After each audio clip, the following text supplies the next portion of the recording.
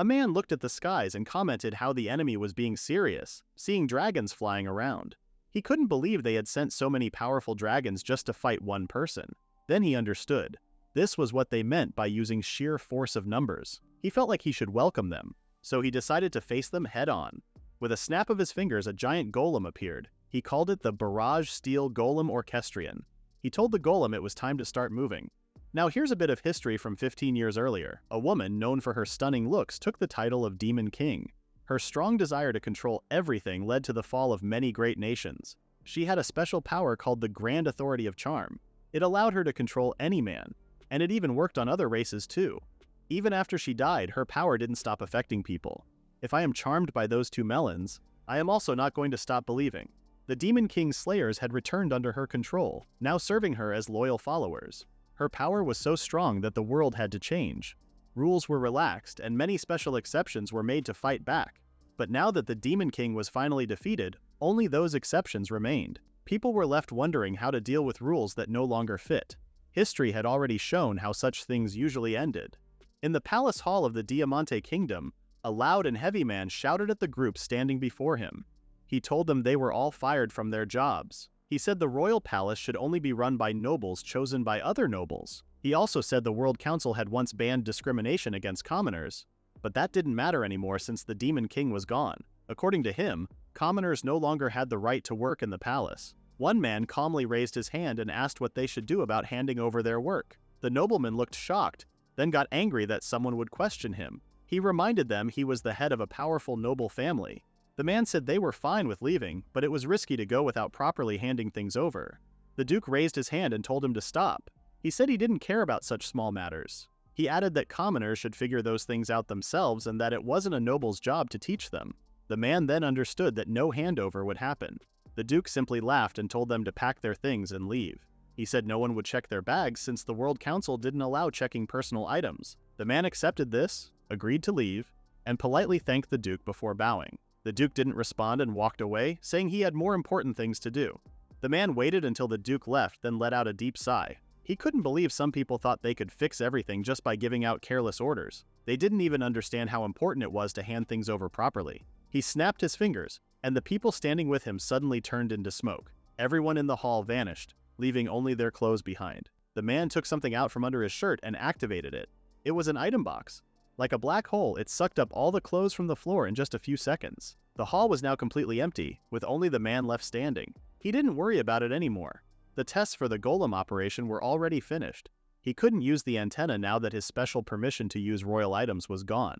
Still, even though the control range was only 3 meters, he felt good about choosing to make the system faster instead of keeping the longer range. He took out his ID card and tore it into pieces. If problems came later, he would deal with them then. For now, his next goal was to find the best materials he could to build a new golem. At the same time, the Duke sat beside the king while some women served them.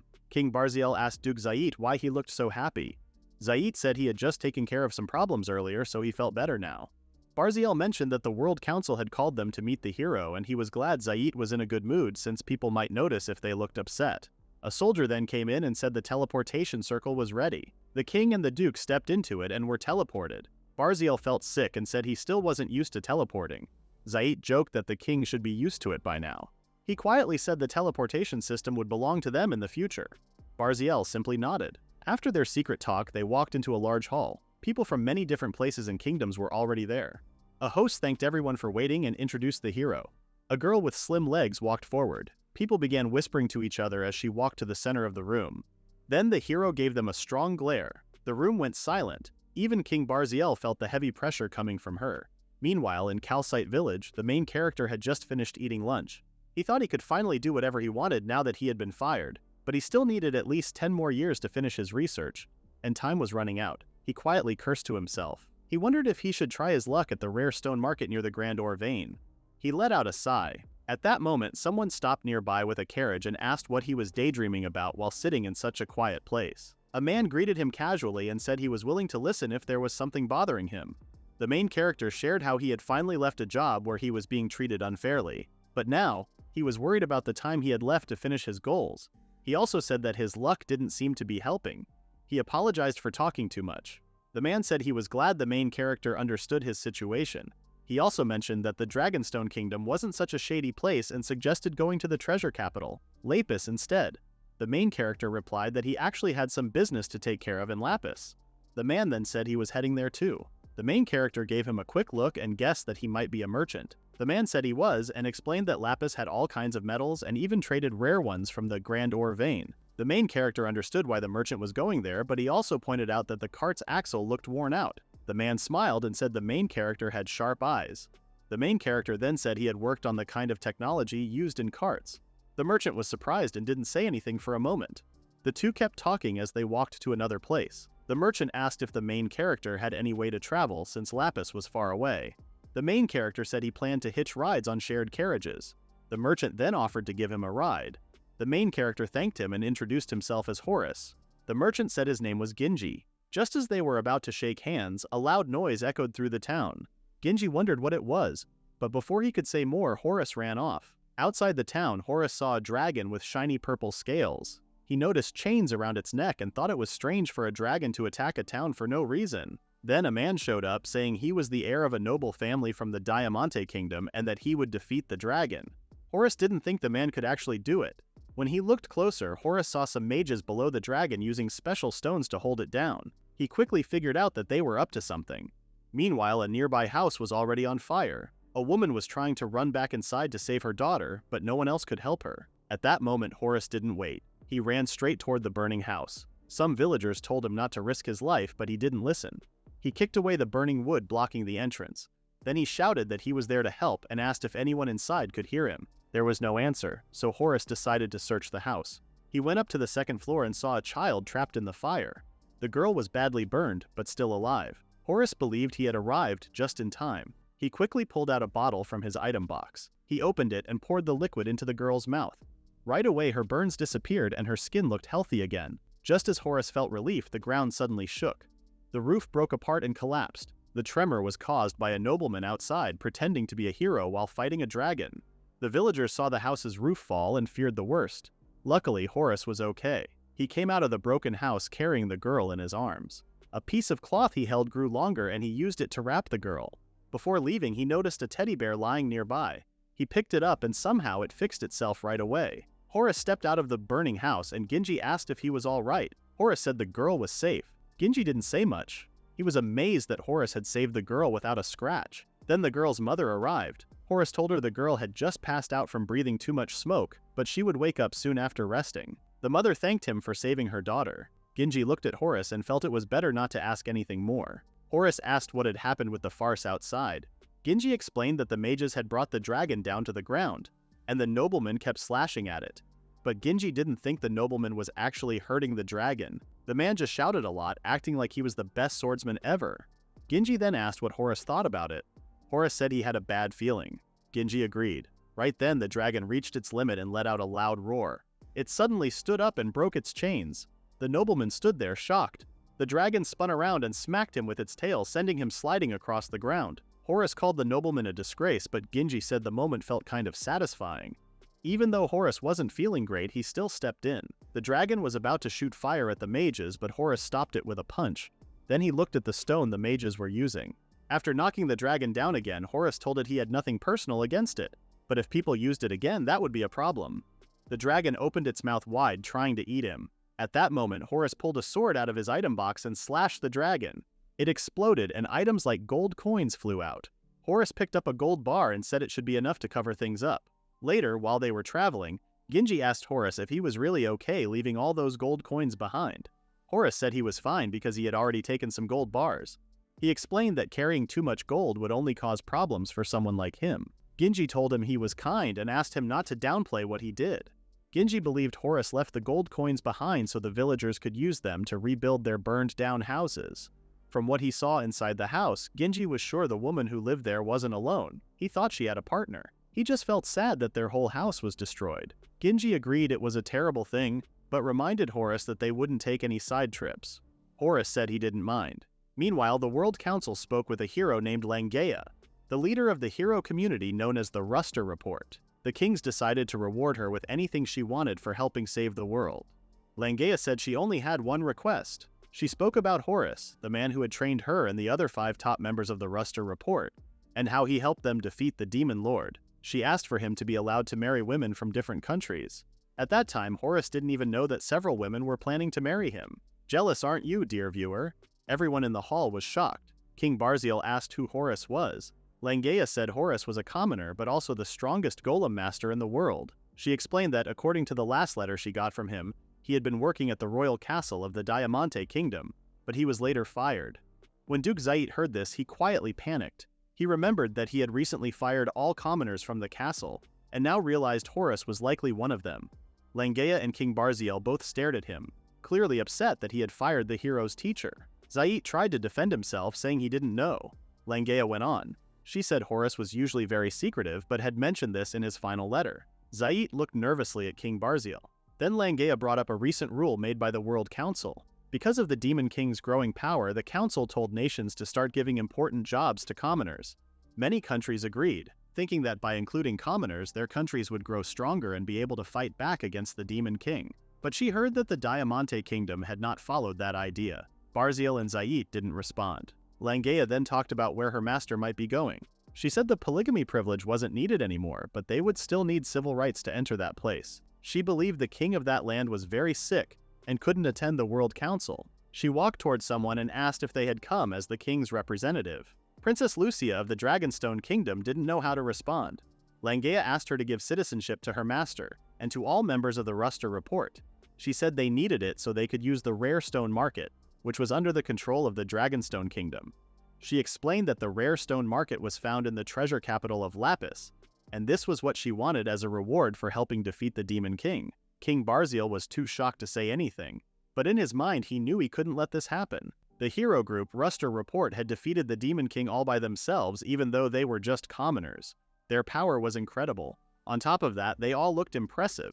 There was no way he could let another country take them, especially a kingdom led by a king who was about to die. Then Langea raised her voice and told him not to act so proud. Everyone was confused, and Barziel asked what she meant. She clearly stated what she wanted and asked if he still didn't get it. Panicking, Barziel guessed that the real reason they wanted to move was to get access to rare minerals. For the sake of the Golem Master, Horace. He proudly said that the Diamante Kingdom was the greatest nation of all. With their strong trade system, Horace could get rare minerals not just from the Dragonstone Kingdom, but from many other places too. Barziel offered Horace special rights to the minerals and begged Langea to think about her choice and reward. But Langea told him that the greatest title meant nothing. She pointed out that the only reason so many people had gathered in Diamante was because they were escaping the Demon King's attack. And the reason the kingdom could support so many people was because of her master's powers as a golem master. Her master had created staff golems, robots that could do 10 times more work than a regular person. Even more amazing, he could control over 500 of them at once. Barziel started to sweat and said that kind of power wasn't possible. But Langea simply said that's how strong her master was. And yet, the kingdom still chose to fire all those staff workers. Then she said that the Diamante Kingdom was about to have money problems. She thought it would be better if her master didn't stay there. Barziel asked what she meant. Langea explained that these special rules used by many countries were starting to lose their power now that the Demon King had been defeated. One of these rules was about money and loans.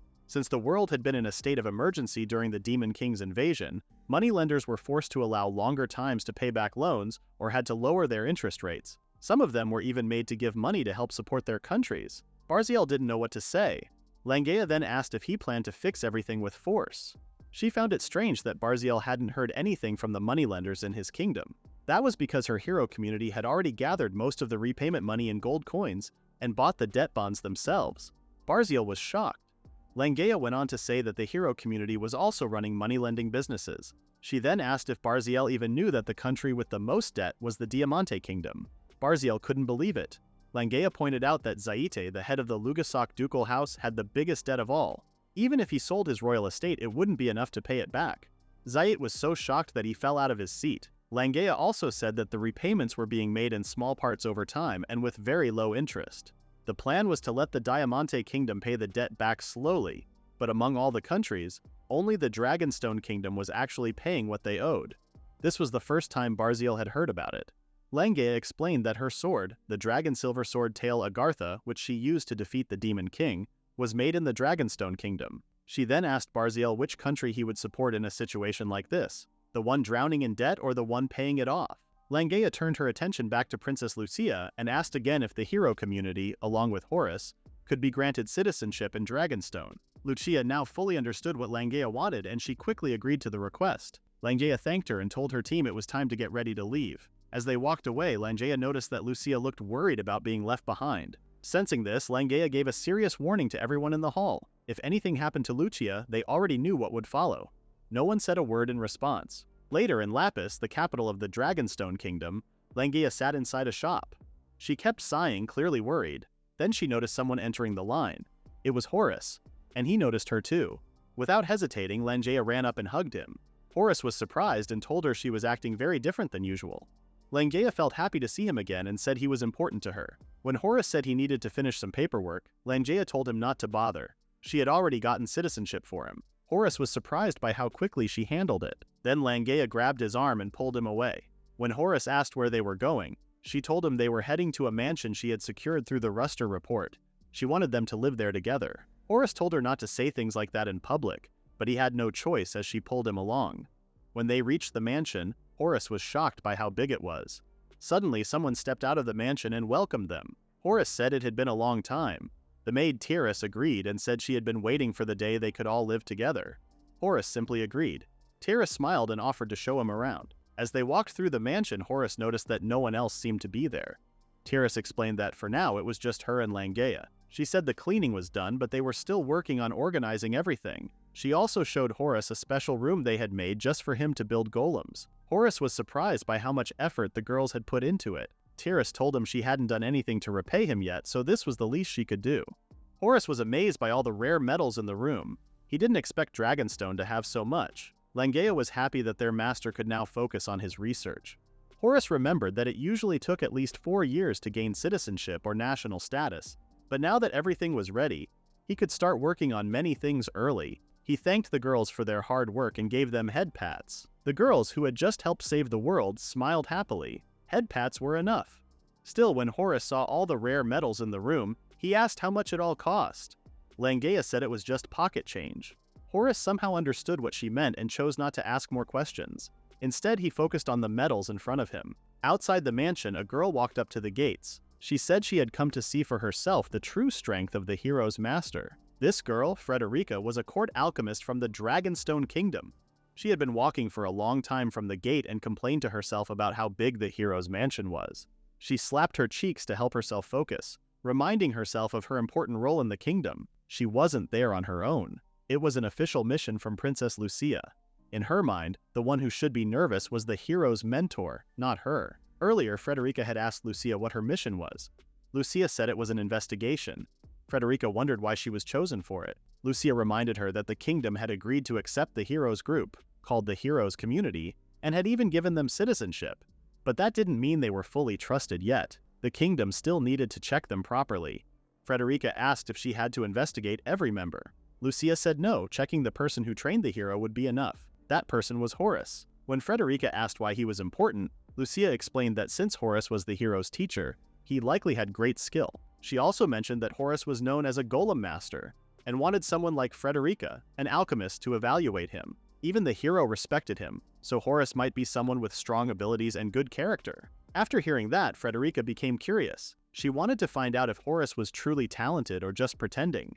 Now, in the present, Frederica asked Horace to come with her to the palace's underground area. She said she wanted to see his skills in the magic power room located there. Horace asked if this was an official request from the government, and Frederica said yes. To her surprise, Horace agreed right away. Another person, Langea, asked if she could come too, and Frederica said that was fine. She felt happy that everything was going smoothly. On the way, Horace started thinking about whether there was anything hidden under the palace. He guessed there might be, but not many things came to mind. Langea asked what he meant. Horace said it was probably the power source for the mana pipes. Since Langea didn't understand, Horace explained. He talked about the tools they had at home, like how flipping a switch could turn on lights or fire. He guessed that these tools were powered by mana from somewhere else. Langea was able to understand that much. Horace went on to say that putting a monster coin into the main part of the tool turned it into energy. That energy made daily life easier. Langea now realized that Frederica was the one managing all of this, and the alchemist agreed. Frederica also said she wanted to see how skilled Horace really was. She had heard he was a golem master and should know how magical tools worked. She believed that explaining things was just the first step. She promised herself that she wouldn't be fooled by him. Her serious look just left Horace puzzled. She said she would judge him for the sake of Princess Lucia. Horace laughed, and Frederica asked what was so funny. He said he just thought her words sounded like something a young person would say. Frederica got annoyed and told him she'd give him a tour, but if he messed up, she wouldn't forgive him. Horace simply agreed to follow her lead. Soon after, they arrived at the magic power supply room. In the middle of the room was a large machine, which was the main power unit. Frederica wanted Horace to make it work. Horace explained that he had set up a similar machine before back in the Diamante Kingdom. He asked if there was only one unit. Frederica told him not to compare their place to a big kingdom like that. Then Horace noticed that the magic supply had stopped. Frederica said that was obvious and was surprised he didn't realize it earlier when they were at the mansion. Langea explained that they had made many changes to the hero's mansion. Even if the main supply was cut off, the magic still flowed through other ways. Frederica was shocked and asked if they were serious. While Horace worked on the main unit, he mentioned that Terrace had done some maintenance on the teleportation hub used by the Ruster report. Langea said that was true. Frederica didn't know what to say. Even if it was possible, she couldn't believe a maid had the skill to power an entire mansion. It was hard for her to believe. Frederica started to think that maybe the disciple was just really talented.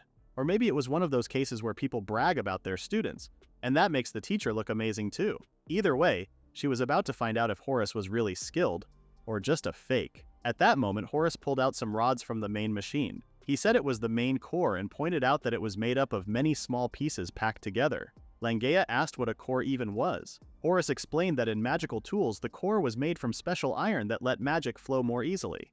Frederica then grabbed a bottle of glowing powder they could use to test it, but she warned that if they used appraisal magic, it might give the wrong results, so she didn't really recommend it. However, Horace wasn't listening. Instead, he blew hard on the rods to clean them.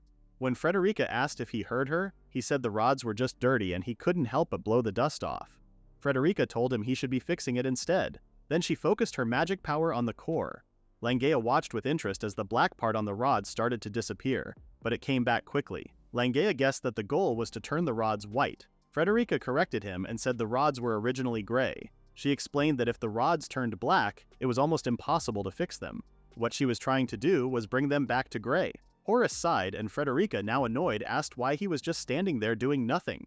She told him to try fixing it himself, but Horace refused and told her to try again instead. Frederica got even more annoyed and asked why he was giving orders when she was the one who hired him. Horace teased her and told her to keep going, and even Langea joined in. Frederica gave up and tried again, thinking they were underestimating her. Just then, Horace gently tapped her hand. Suddenly, Frederica's magic power went wild and rushed into the core. She closed her eyes because of the sudden light and the surprise, but when she opened them, she was shocked to see the core turning white. Horace and Langea laughed at her reaction. Frederica couldn't believe what she was seeing. The part where Horace had touched turned even whiter than the area she had fixed. She angrily asked how he did it, but Horace didn't answer and simply cleaned another core with one swipe of his hand. Frederica said she had never seen a core whiter like that before and again asked how he did it. Horace told her to try again and said he'd guide her through it. Frederica was surprised but got excited. Langea felt nostalgic watching her teacher pass on what he knew to someone else. Horace explained that Frederica first needed to understand something important.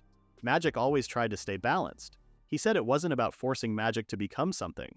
Instead, magic naturally took the shape it wanted. He told her to picture what she wanted it to become, not just imagine the core turning white. She had to command it to turn white. Frederica focused hard.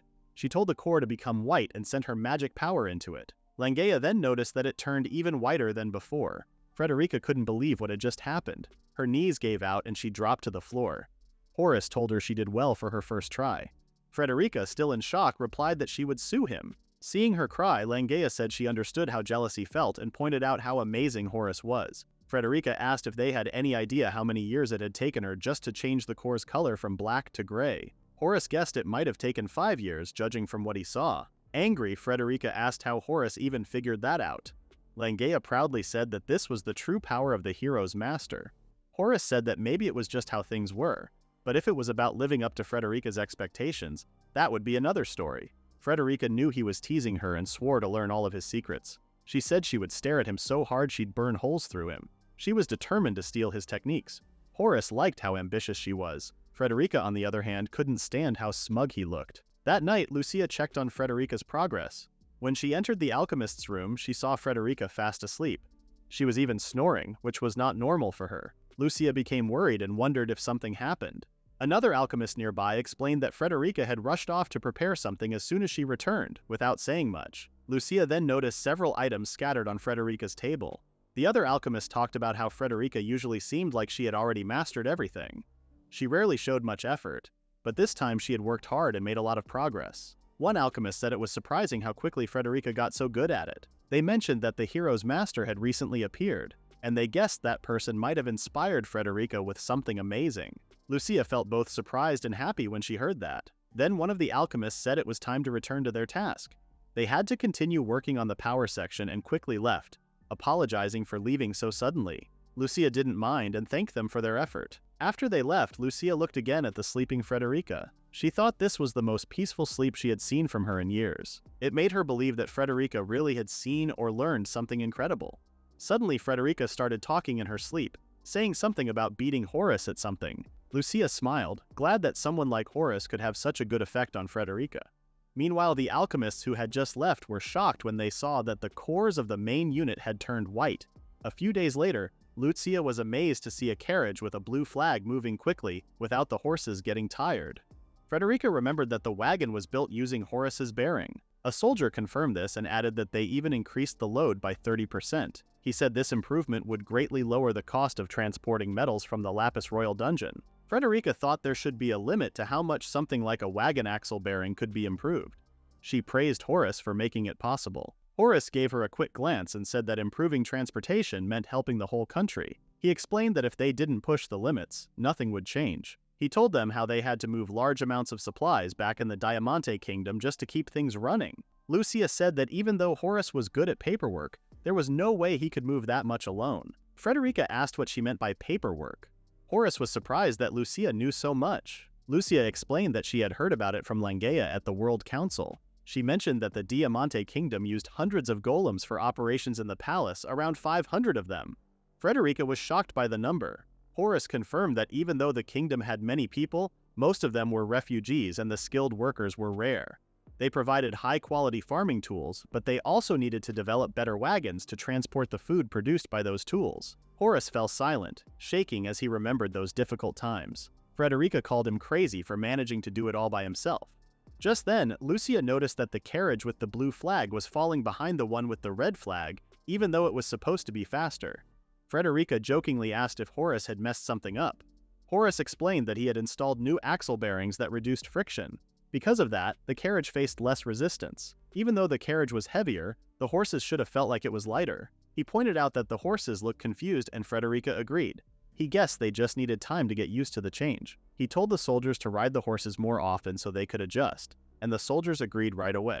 Lucia then said the surprising part was that it only took Horace an hour to make those bearings. When Frederica looked at the blueprints, she admitted she couldn't understand them and asked how Horace could come up with such ideas. Horace said he just studied a lot. He explained that a golem master used a mix of earth magic, magic toolmaking, and alchemy. Frederica said that mastering even one of those was already hard. Lucia asked how Horace could handle learning so much. Horace said he simply read a lot of books, even ones that weren't directly related to his field, because they might be helpful later. Frederica called that a waste of time.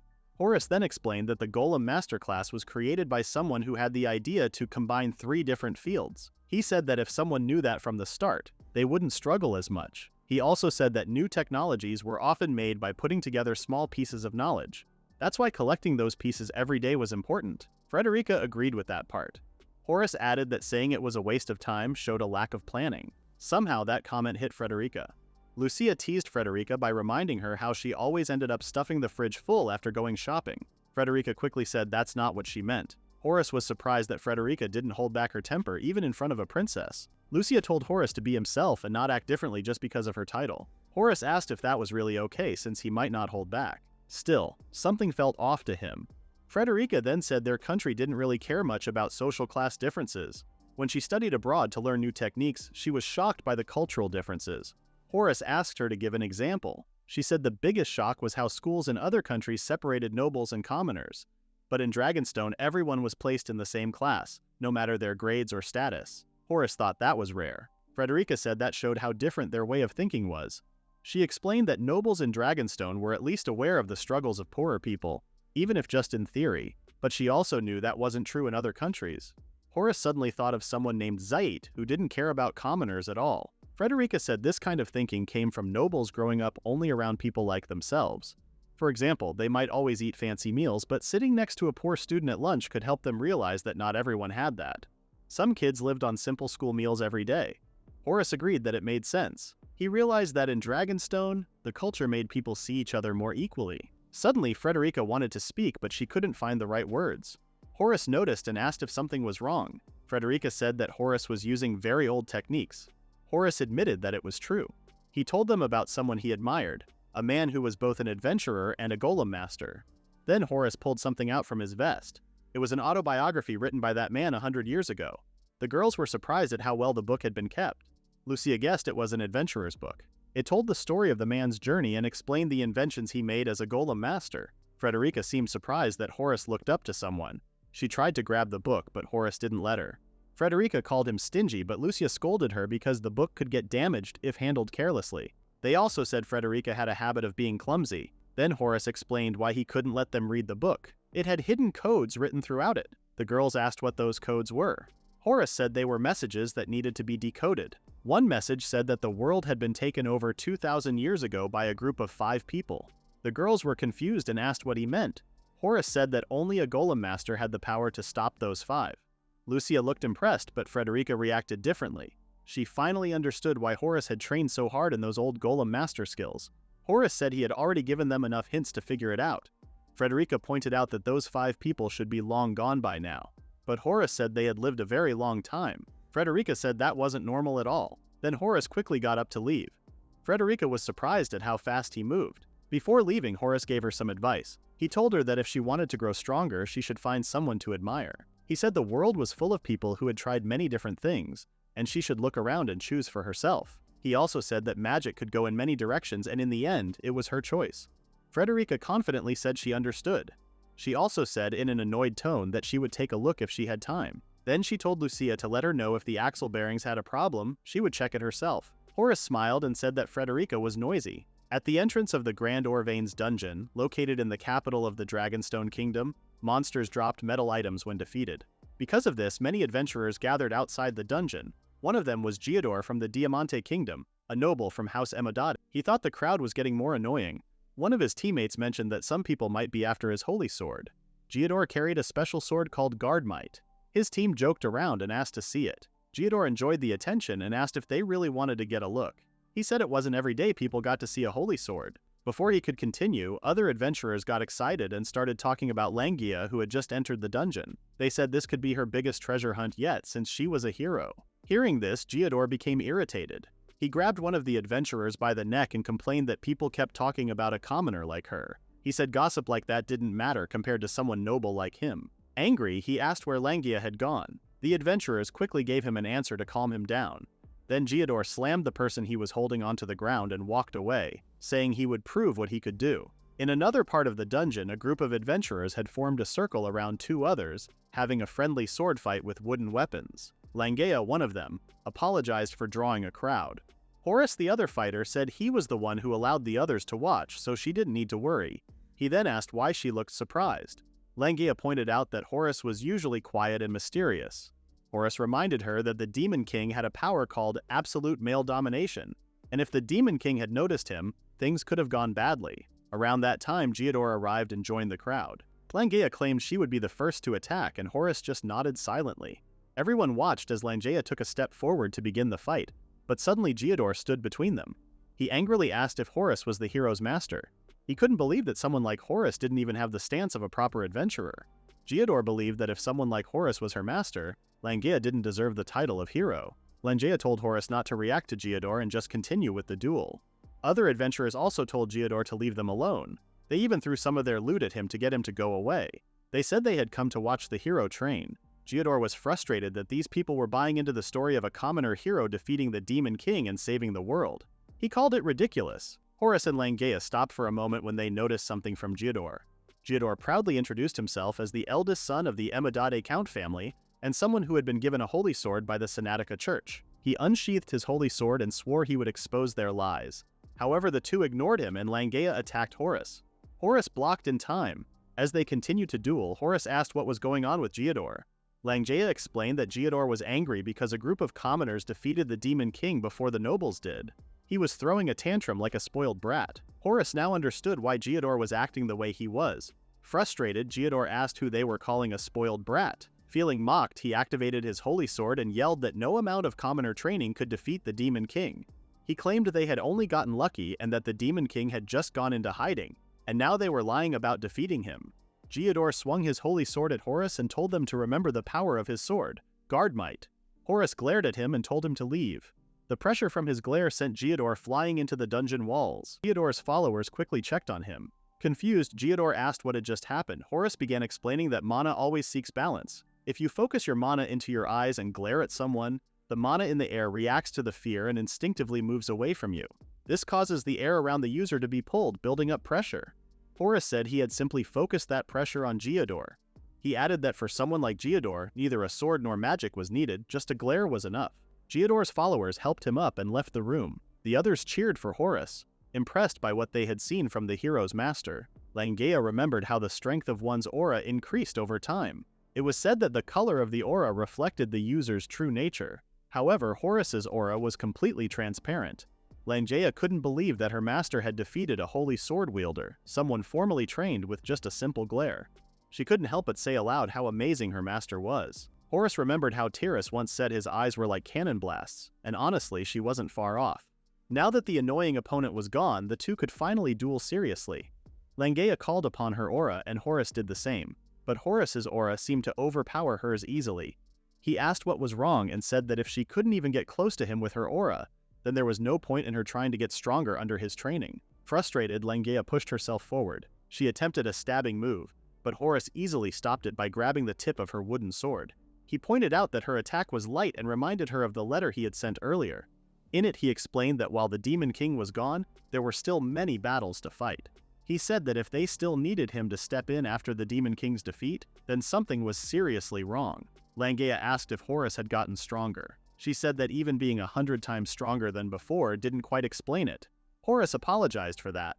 Langea backed off to a safe distance. Horace told her to come again since they had all the time in the world. Langea agreed, and seeing her motivated, Horace smiled. She took a deep breath, realizing how much stronger he was compared to her as always, but she swore that one day, she would stand beside him and go even further. Later at an inn, Count Emodade called Geodor foolish and asked what he had been thinking.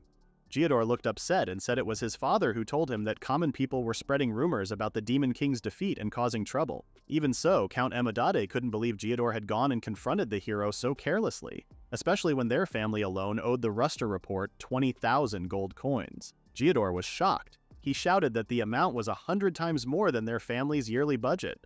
The Count told him they should be focusing on paying off that debt.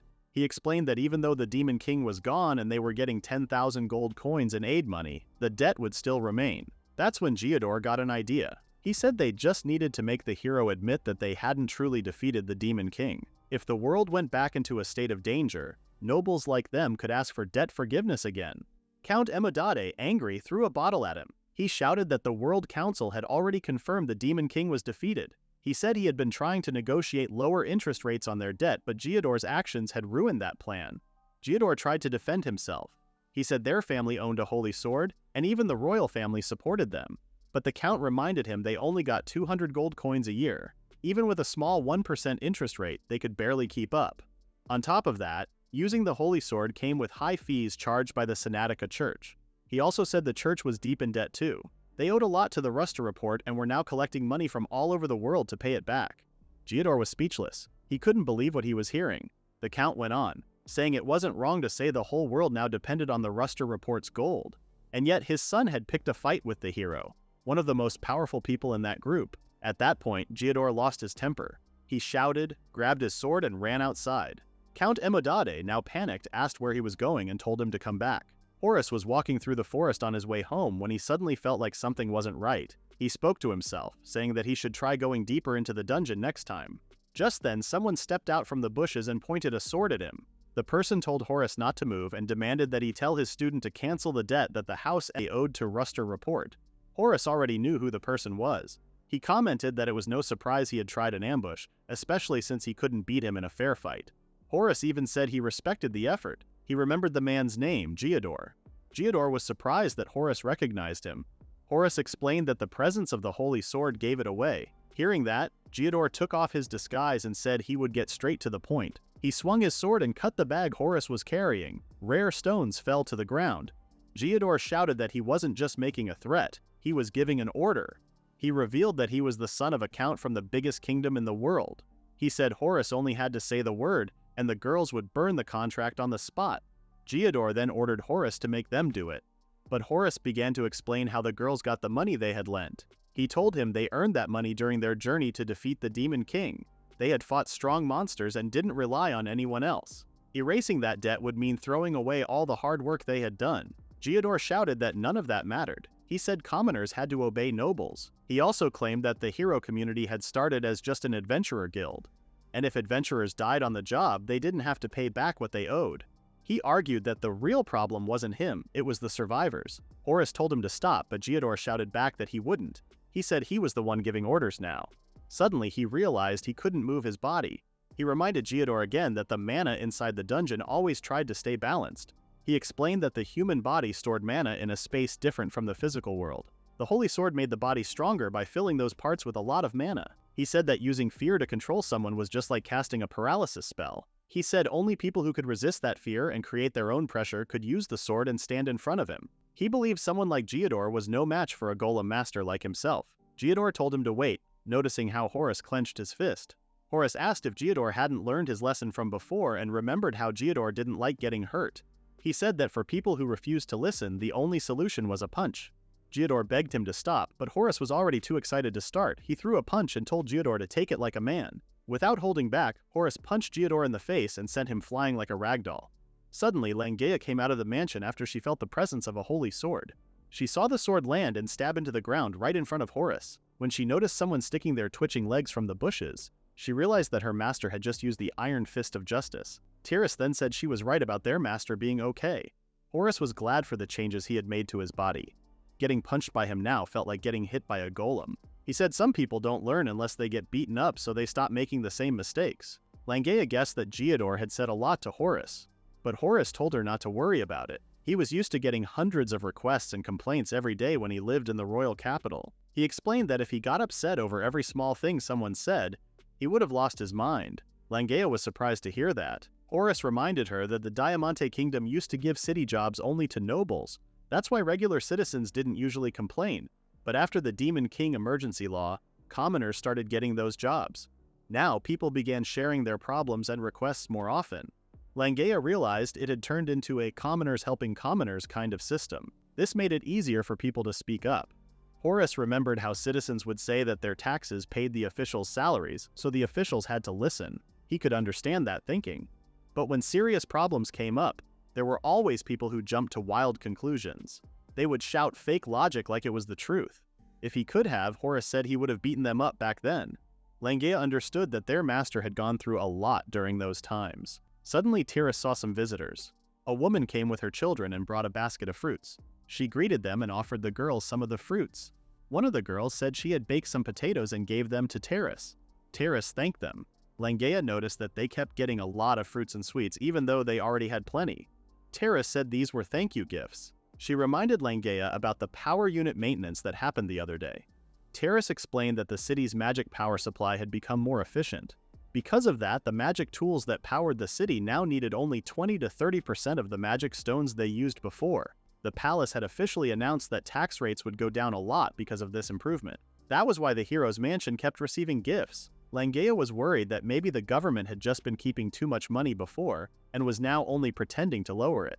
But Tyrus told her that the Dragonstone Kingdom's government was open about how it spent its money. Anyone who wanted to could check and see for themselves. As the visitors were leaving, one of the kids saw Geodor hiding in the bushes. Langea felt uneasy that someone so young saw something that might have involved violence. Still, she noticed that her master seemed calmer than before. Horace thought about this too and was surprised at how much Geodor had changed since he became a citizen of another country.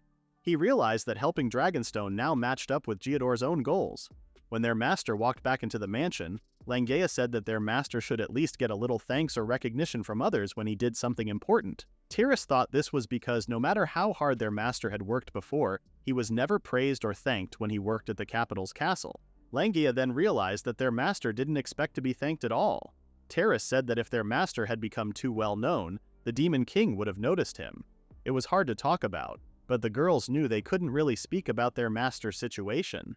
They understood it was something beyond them. At the same time, in the Office of Official Duties in the Diamante Kingdom, King Barziel looked through the records. He had just found out that Horace had been doing too much for the kingdom. In fact, Horace had become the main support behind the biggest nation in the world. Suddenly, a soldier rushed into the office and reported that the magic tools set up in the capital had stopped working. He asked what to do. Barziel understood the report, but he couldn't ask why the soldier didn't even knock before entering.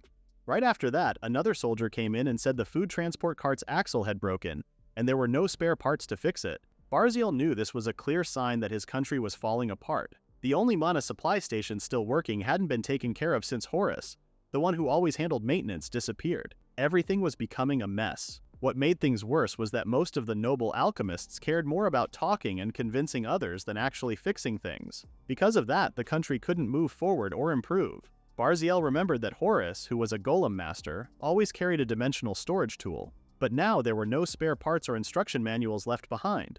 There were barely any skilled people left who could do the job right. Barziel finally realized that all the success his nation had before was thanks to Horace. Another soldier came in and said that people were close to rioting because none of the problems were being solved. Barziel thought that magic tools usually worked the same no matter who used them. But golems were different. Their power depended on who controlled them. He told the soldier to let the common people solve their own problems. The soldier hesitated and said they didn't have enough people.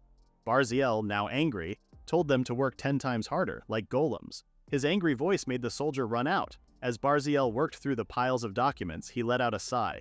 He still had to make sure food supplies kept coming, even if they were delayed. If the food stopped, the nation might lose its title as the largest in the world. Suddenly, another emergency message arrived. Barziel angrily asked what was going on. The servant explained that Geodor, the eldest son of the noble house, had gone to confront the hero's mentor. It was reported that Geodor had tried to make the mentor convince the hero to cancel the family's debt. Instead of agreeing, the mentor knocked Geodor out with a single punch. The king was shocked that someone would be foolish enough to start a fight with the hero's mentor. Barziel then asked if the hero had responded. The servant said there were no demands from the hero for now. The servant continued his report, saying that House A owed the hero 20,000 gold coins. Even if they only had to pay 1% in interest, that would still be 200 gold coins, equal to their entire yearly budget. Barziel remembered that the Emodati's land didn't have any strong businesses. He had only given them a noble title because they had once owned the Holy Sword, if he remembered correctly. If the family had used their money to build better roads or services, their situation might have improved. Barziel then ordered the servant to prepare the 20,000 gold coins from the national treasury to pay off the debt. But in return, he wanted all of the Emodati family's land and property to be taken by the royal court. He also decided to send them to live at the edge of the kingdom. The servant, surprised, asked if Barziel was serious. Barziel remembered something important from the past. 12 years ago, during the Labyrinth Flood near the eastern border of the Diamante Kingdom, everyone had forced Emodate into a dangerous mission. Because of Emodate's actions, Barziel avoided a major mistake and became the crown prince.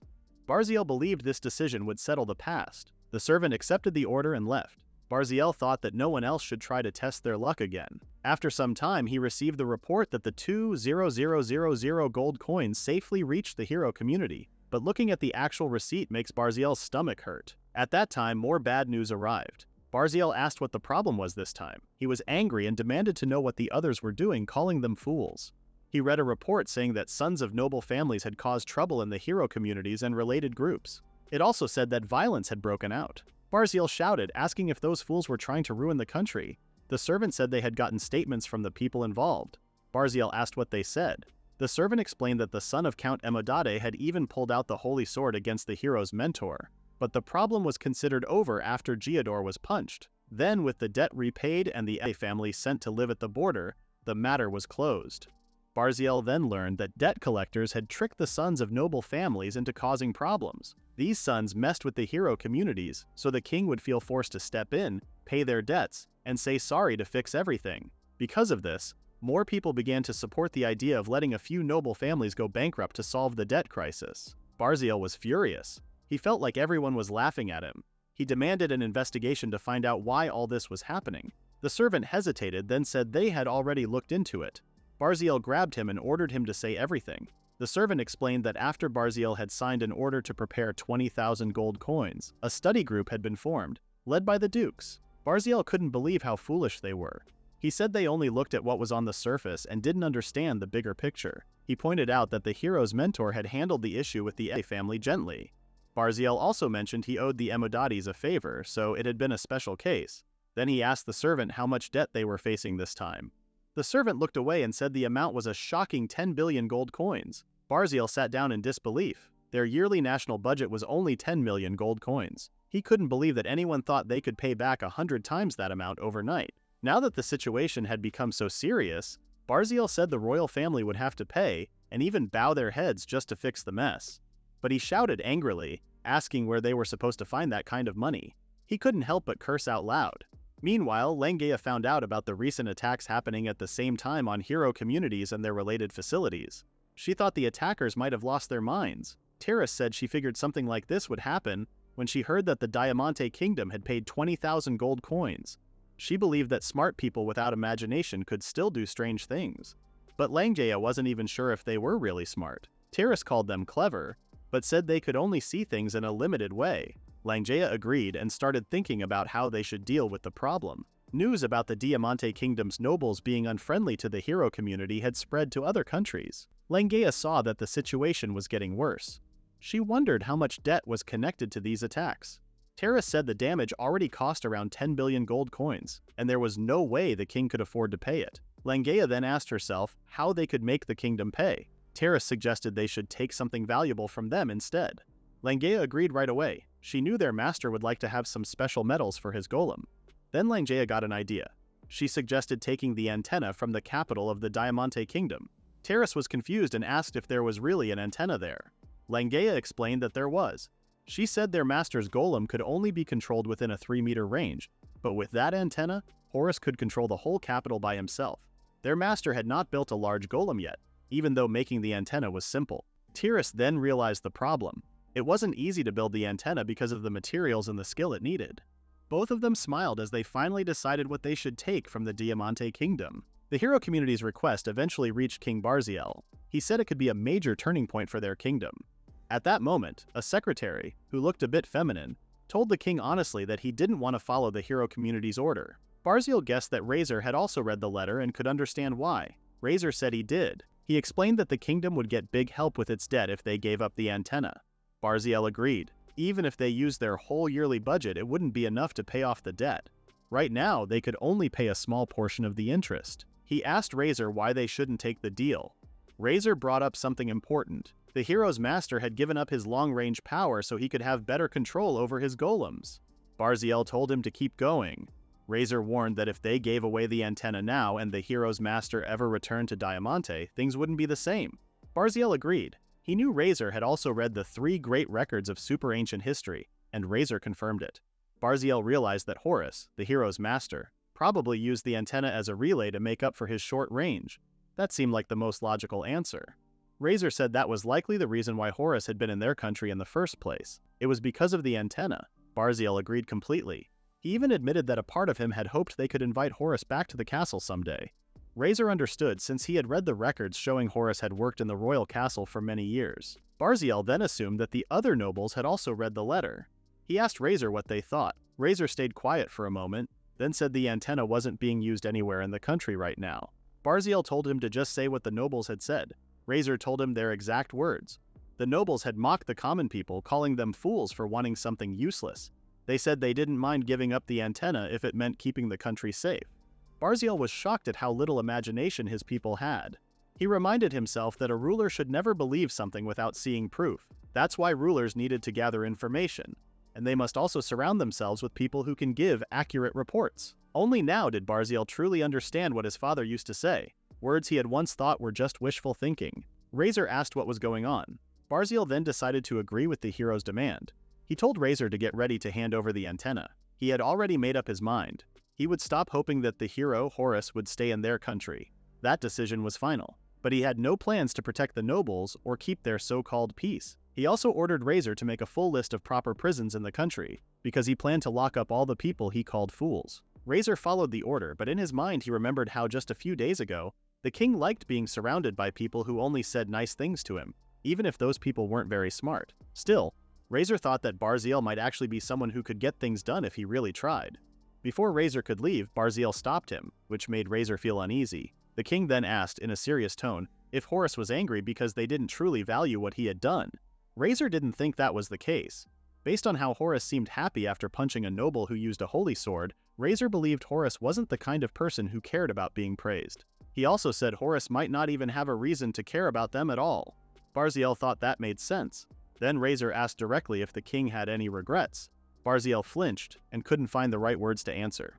Razor went on to share that he had seen regular people complain before, and honestly it was only a matter of time before someone got tired of how things were. Barziel asked what he meant. Razor told him simply to apologize and promise to keep a respectful distance as a ruler. That way at least their relationship with Horace wouldn't get worse. Barziel finally understood. They had to let go of Horace. He realized that from the start he didn't even know how to keep someone like Horace in the kingdom. Razor found it funny that the king, who looked calm earlier, suddenly seemed like someone worried about love. Just then, Barziel thought about giving Horace a bonus along with the antenna. Razor asked what he meant, but Barziel said it was nothing and told him to leave. After Razor left, Barziel admitted to himself that he had failed to handle someone like Horace properly. Now he was just trying to fix things and put them back in order. Even if Horace said he was done with the Diamante Kingdom, they couldn't argue. But if this helped the country grow, maybe the nation could repay everything someday. And now it all depended on the extra gift he was thinking about giving. Meanwhile, Horace went deeper into the dungeon. As he walked, he suddenly felt the presence of a monster. Without looking, he quickly moved to the side to dodge an attack. He realized a bird-like monster made of metal was attacking him. He tried to use his aura to attack the monster, but it didn't work. The aura just bounced off. Horace understood he couldn't rely on his aura here, but he expected that in this unknown part of the dungeon. Since the birds were made of metal, they could only fly using magic, which made it easier for Horace to overpower them with magic. But he decided to try something else. He used his aura to grab control of the metal bird. Then, he made it crash into nearby stalactites like a pickaxe. Horace realized his aura wasn't completely useless. He pulled out a bead from his vest and infused it with magic. The bead turned into a gun-shaped golem. Horace decided to try it out and aimed it at the flying bird monster. He pulled the trigger. The monster tried to dodge, but the shot pierced through it. More shots followed until the monster disappeared like mist. Disappointed, Horace thought the monster was weaker than he expected. He returned the gun-shaped golem into a bead and collected the monster's drops with his magic bag. After gathering everything, Horace decided to head back home. Later at the mansion, Horace sorted his spoils into two piles. Things he wanted to keep and things he didn't need. He was in the warehouse when Langea found him. Tiras said that their master had been doing this ever since he returned from the dungeon, even though he should be resting. Langea asked what he was doing. Horace explained that he was sorting things into what he needed and what he didn't. Tiras noticed the ores looked the same, but Horace explained that if someone's appraisal skill was good enough, they could tell the difference in quality even if the ores looked identical. Tiras was shocked, realizing that the ores she gathered might have junk mixed in. Horace reassured her, saying that at her level he could adjust the quality with alchemy. He also told her that deeper in the dungeon, there were rare ores in the middle layers. These ores were useful for enhancing others from the deeper layers, but the drop rates were low, and it wasn't worth the trouble for just anyone. Langea then asked if the ores Horace gathered this time were beyond his ability to refine with alchemy. Horace reminded them that a golem master was someone who worked with earth magic, alchemy, and magic tools, so he didn't specialize in alchemy that dealt with metal. He stood up, took a sip of coffee, and said he had finished sorting everything. He wanted to leave the rest to Tiras and the others. Suddenly, Langea remembered why she had been looking for Horace. She asked if he wanted the extra metal. When Horace heard that, he realized the Diamante Kingdom had finally decided to send the antenna. Langea confirmed it. They were sending it in exchange for lowering their debt. The extra metal was part of the deal and had been sent first. Horace said he didn't want to take care of the kingdom anymore, but Langea told him that there was no ordinary item that could increase the control range of someone like him. She thought that if his range got bigger, he could make even better golems. Horace agreed with her. He remembered how useful the antenna had been before. The girls laughed at his comment. Still, Langea was curious why the kingdom wasn't using the antenna themselves in their capital. Horace explained that for the antenna to work well, the magic power running through it had to match the antenna's requirements. But the kingdom's magic didn't meet those standards. Since they didn't know exactly what the antenna needed, they couldn't create the right kind of magic. Tiras asked if the antenna was made by the kingdom. Horace said he heard it was actually created by Zetsia Oration, a legendary maker of very old and powerful magic tools. Somehow, the kingdom had gotten their hands on it. Langea said it was a waste for the kingdom to have something they couldn't use. Horace agreed, saying they were treating the extra item like it was a huge deal. Langea added that it had been kept in the castle's underground vault. Then, Horace suddenly started to panic. He asked if that kind of room really existed in the castle. While he was worrying, the girls were more excited to open the package. After they opened the box, Langea asked Horace what he thought. Horace said the kingdom had sent something without even knowing what it really was. Horace began to worry that it might be something their master didn't need, but Horace said it was the opposite. It was something that could help his research move forward by 10 years. The girls were even more excited than Horace, who quietly covered his smile with his hand. Horace said it was amazing how people didn't realize the value of what they had. He admitted that getting this item on his own would have taken a lot of luck. He explained that he hadn't used it before because it would have forced him down a path in his research he wasn't ready for. He guessed that King Barzal had sent it without knowing its true value. But it turned out to be the perfect gift. Langea asked if it was really that special. Horace said that even if the Demon King had already been defeated, and people praised his work, and even if they asked him to stay at the castle with the hero, giving him a lab and rewards, he still would have kept bowing his head again and again in thanks to the king, just for this one item. When Horace heard what was said, she wondered if their master was thinking about returning to work at the castle. But Horace said there was no way. His opinion about the kingdom's people hadn't changed. If he worked in the castle, he wouldn't be able to reach the Grand Ore Vein. Either way, he would have left the castle eventually. Then Langea asked if Horace planned to cancel all of Diamante Kingdom's debt. Horace said yes, since they had given him such a valuable gift.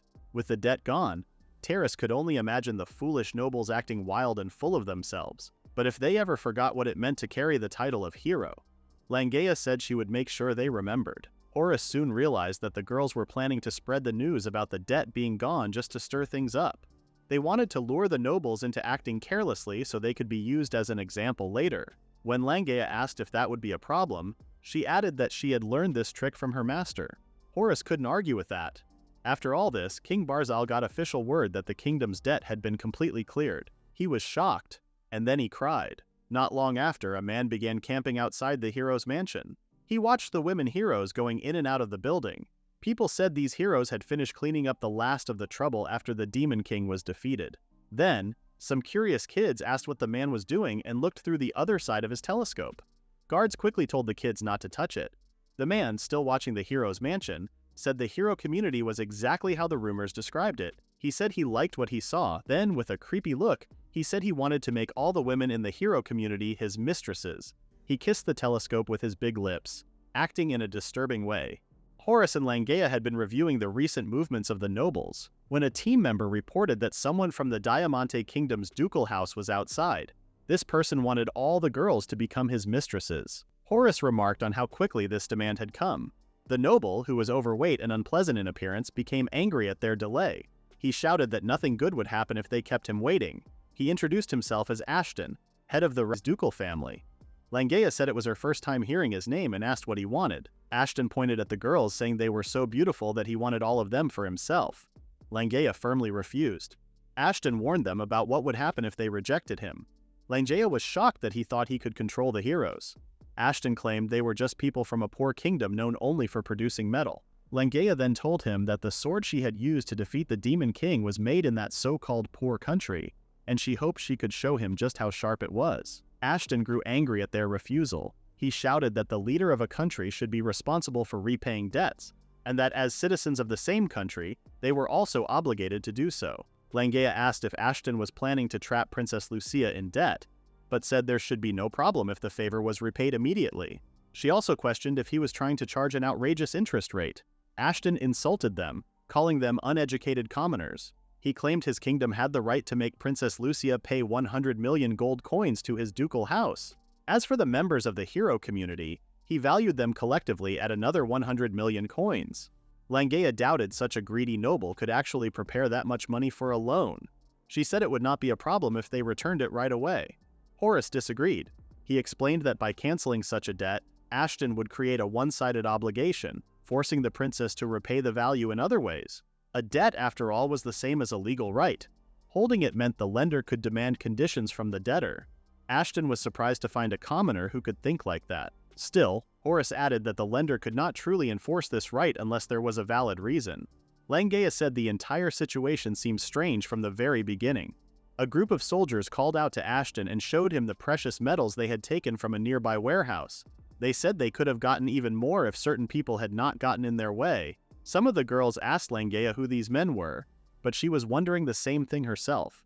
Ashton said that the hero community would soon belong to him, so it was only natural that everything they owned would eventually be his. Langea could only sigh at his words. Horace finally lost his patience. He could not believe there were people who worked in such shameless ways. He said he only stayed in the country because it held the rights to the grand ore vein of Kinsakai. His heavy presence began to pressure Ashton. Horace asked if Ashton was purposely trying to block his plans. Then with a mocking tone, he asked the now struggling Ashton what was wrong. Horace was almost amused that a noble was kneeling to a commoner in public. The guards rushed forward, angrily asking what Horace was doing to their master. They urged Ashton to lift his head. At that moment, a passing photographer took a picture of the scene. Horace was sure it would appear on the front page of the newspaper the next day. Langea said that would help her remember Ashton's unimportant name. In the end, Ashton left in his carriage, threatening them for making him look like a fool. The guards ran after him, but Langea told them to leave the metal ores behind first. They ignored her. She then suggested they go after him, and Horace agreed. While they were chasing Ashton, Langea asked her master what he meant when he said the country was convenient for him. Horace explained that he was glad Princess Lucia's family ruled over the land. He said that deep inside the Grand Ore Vein, there was another dungeon, and he had something important to do there. However, he needed a special key to enter. The Yatsushiro Key clan was a bloodline that had existed in this world from the beginning, and Princess Lucia's Chaostin family was part of that bloodline. It was Langea's first time hearing the name. Horace explained that it was natural she had not heard of it since the clan ruled over a territory deep inside the Grand Ore Vein of Kinsakai, where a dungeon was located. He learned about it only from a certain man's biography, but he believed it to be true. If the princess fell into debt and could no longer rule the country, they would lose access to the Grand Ore Vein. Langea realized her master wanted to prevent any unnecessary problems from harming the princess. Horace confirmed she was correct. Meanwhile, Ashton was still upset about the humiliation he had faced. He wanted to put Princess Lucia into debt so that he could force the heroes to become ordinary citizens under his control. He could not believe that there were still foolish commoners who did not understand the power of authority. However, he realized that the subordinates he brought with him were not enough to stand against the heroes. Instead, Ashton turned his attention to the Chaostin Palace. He stormed inside and the guards asked for his identity. One of his men announced who he was. At Ashton's signal, the soldiers rushed in and entered the princess's office. Ashton then claimed he was there to make her fulfill her duty to repay a debt of 100 million gold coins.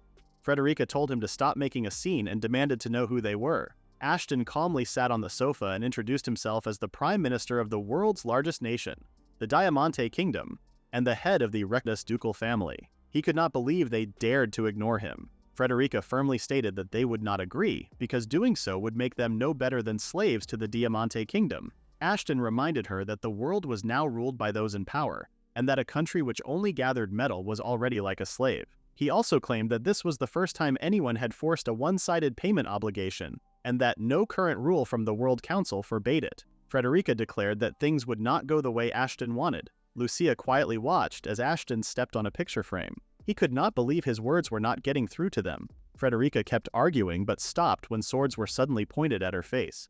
She could not believe they were serious. Ashton warned that he would not repeat himself and declared that their country was only fit to be a slave. Lucia tried to calm Frederica, but the alchemist refused to stay silent. She pointed out that their country had always been exploited and that history had recorded it many times. However, she said that those who took advantage of them would eventually face consequences. One of Ashton's guards laughed and mocked her, asking what someone like her could possibly do with just a staff in her hands. Horace let out a sigh. He said that this kind of tense and aggressive atmosphere did not belong in a royal office. When the other side drew their swords and spoke with harsh words, Langea asked if they were trying to declare war. Ashton and his men were surprised to see them. Langea explained that they came only because Ashton's side had stolen their ores. On their way in, they had felt the tension in the air outside, so they decided to check inside, and that was how they ended up there. Ashton did not care about anything she said. In his mind, he had the highest authority in the room, and the others were only commoners. He declared that all he had to do was give the order and his soldiers would surround the capital. He shouted that his power came from his authority and that people like them should never dare to oppose him. Horace replied that real authority was given to those willing to set aside their own sense of what is right in order to protect what truly mattered when the time came. He added that anyone who called other countries their slaves or tried to start wars did not deserve such authority. Those people, he said, should be called criminals. Ashton became furious and ordered his soldiers to attack. Horace, staying calm, told Langea to take Lucia and retreat. Langea jumped over the soldiers and quickly took the princess away, leaving only Frederica behind. Horace easily avoided the soldiers' attacks and noticed they were no real threat. He then announced that he would defend himself. With a single punch, Horace knocked out one guard who nearly fell onto Frederica. Using his ability, Horace pulled the guard back toward him, then slammed him to the floor. Ashton stared in disbelief, wondering what he had just seen. Still, he planned to use the incident as an excuse to punish Horace and have him executed for hurting a soldier. Horace asked if Ashton still did not understand. Frederica suddenly noticed that the soldier had no wounds at all. Horace explained that after striking his opponents, he healed them instantly. There would be no visible injuries, though they would still feel the pain. Even if he knocked them unconscious, there would be no proof left behind. Ashton refused to believe such a technique was possible and ordered the rest of his soldiers to kill Horace. However, no one moved. Ashton shouted that it would not matter if someone from a slave country died. The soldiers then turned to attack Frederica instead, but Horace stepped in. He punched two of them in the stomach. When one soldier tried to vomit, Horace blocked his throat, forcing it back down. He remarked that he could not allow them to make a mess on the floor. Ashton demanded to know what Horace was. Horace simply replied that he was a golem master strong enough to defeat 3 trained soldiers with his bare hands. Ashton still refused to accept what was happening and reached for a sword to face Horace himself. Horace could see that words would not change Ashton's mind, so he decided to teach him with action. Without hesitation, he struck Ashton's unsettling face with a solid punch. After knocking them out, Horace decided to drag the trespassers back to the Diamante Kingdom's embassy. Frederica suggested that they should also send a letter of protest. Horace could not believe that was the only action they would take against the Diamante Kingdom after weapons had been pointed at them. He thought dealing with relationships between countries was a bothersome task. Frederica said it was just unlucky that their country was small. Later, Lucia enjoyed the snacks Tyrus served. She found it hard to believe such events had happened. Frederica agreed it was unexpected, but she was more surprised by how Horace handled the soldiers as if it was nothing to him. Langea explained that such things came as naturally as breathing for her master. Horace, while reading the newspaper, simply agreed. To their surprise, the front page showed Ashton kneeling before them. Frederica doubted Ashton had learned any lesson from it. Horace said that the unpleasant noble would return. Frederica was shocked, especially after Horace had tried to knock some sense into them. Horace explained that nobles from the Diamante Kingdom were known for seeking revenge. They could not forget the pain and wounded pride caused by commoners. Frederica called them narrow-minded. Horace pointed out that such nobles could only grow as people if they learned forgiveness, not just restraint. Tyrus believed that explained why those nobles never truly matured. Frederica wondered if they were not afraid of facing revenge themselves. Horace replied that such people easily forgot their own pain because they lived in a position where they could remove anything that annoyed them. He expected they would receive the same kind of wound again within just a few days. Ashton led his soldiers to the hero community's base. He could not forget the humiliation he had suffered and refused to let the hero get away with it just because she had defeated the Demon King. He ordered his men to capture all the girls and bring them before him, promising to give them a share of the reward. He believed that even a hero would be powerless if attacked while asleep. Suddenly, Ashton's soldiers dropped to their knees. Confused, Ashton looked around, but he quickly understood what was happening when he felt the crushing pressure himself. Langea stepped forward, saying she had dealt with many fools in the past. She regretted not letting the Demon King survive long enough to invade the capital. She remembered that the men once controlled by the Demon King had shown absolute loyalty to it, and that loyalty did not fade even after its death. For that reason, she believed such men were better off eliminated. Langea seized Ashton by the neck and told him she did not care about his thoughts or about who was right or wrong. If he ever stood in her way again, she would make an example out of him. Ashton's face turned pale like a cracked eggshell. Langea then ordered him to leave her sight immediately. For the moment, she would allow him to walk away with all his limbs intact. Before he could retreat, she warned him that she would call for an urgent World Council meeting, and she told him to be ready for it. Meanwhile, Razor rushed to King Barziel to deliver troubling news. Ashton's ducal house had declared that Princess Lucia's Dragonstone Kingdom was nothing more than a servant state of the Diamante Kingdom. On top of that, Ashton and his private army had attacked the Ruster Report's base but ended up losing badly. Razor also brought a letter from the hero. When King Barziel heard this, he began to cry and said he did not want to read it. There was even a warning written on the outside of the envelope, which made the king even more frightened. However, Razor urged him to read it, and after hesitating, the king finally opened it. To his surprise, the hero's words were far more thoughtful than he expected. He had assumed she would demand that he take responsibility for Ashton's actions, but she did not. Instead, she was calling for a special World Council meeting.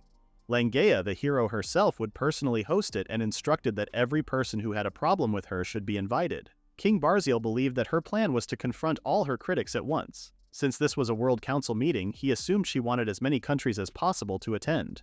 Razor agreed, saying there were indeed a few people who constantly picked fights with the hero.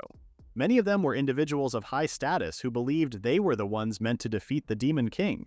Yet none of them had achieved anything against him, and most had not even put in the effort. In truth, King Barziel had not seen anyone working seriously against the Demon King except for the heroes themselves. The letter also made it clear that Langea did not care about whose principles were right or wrong.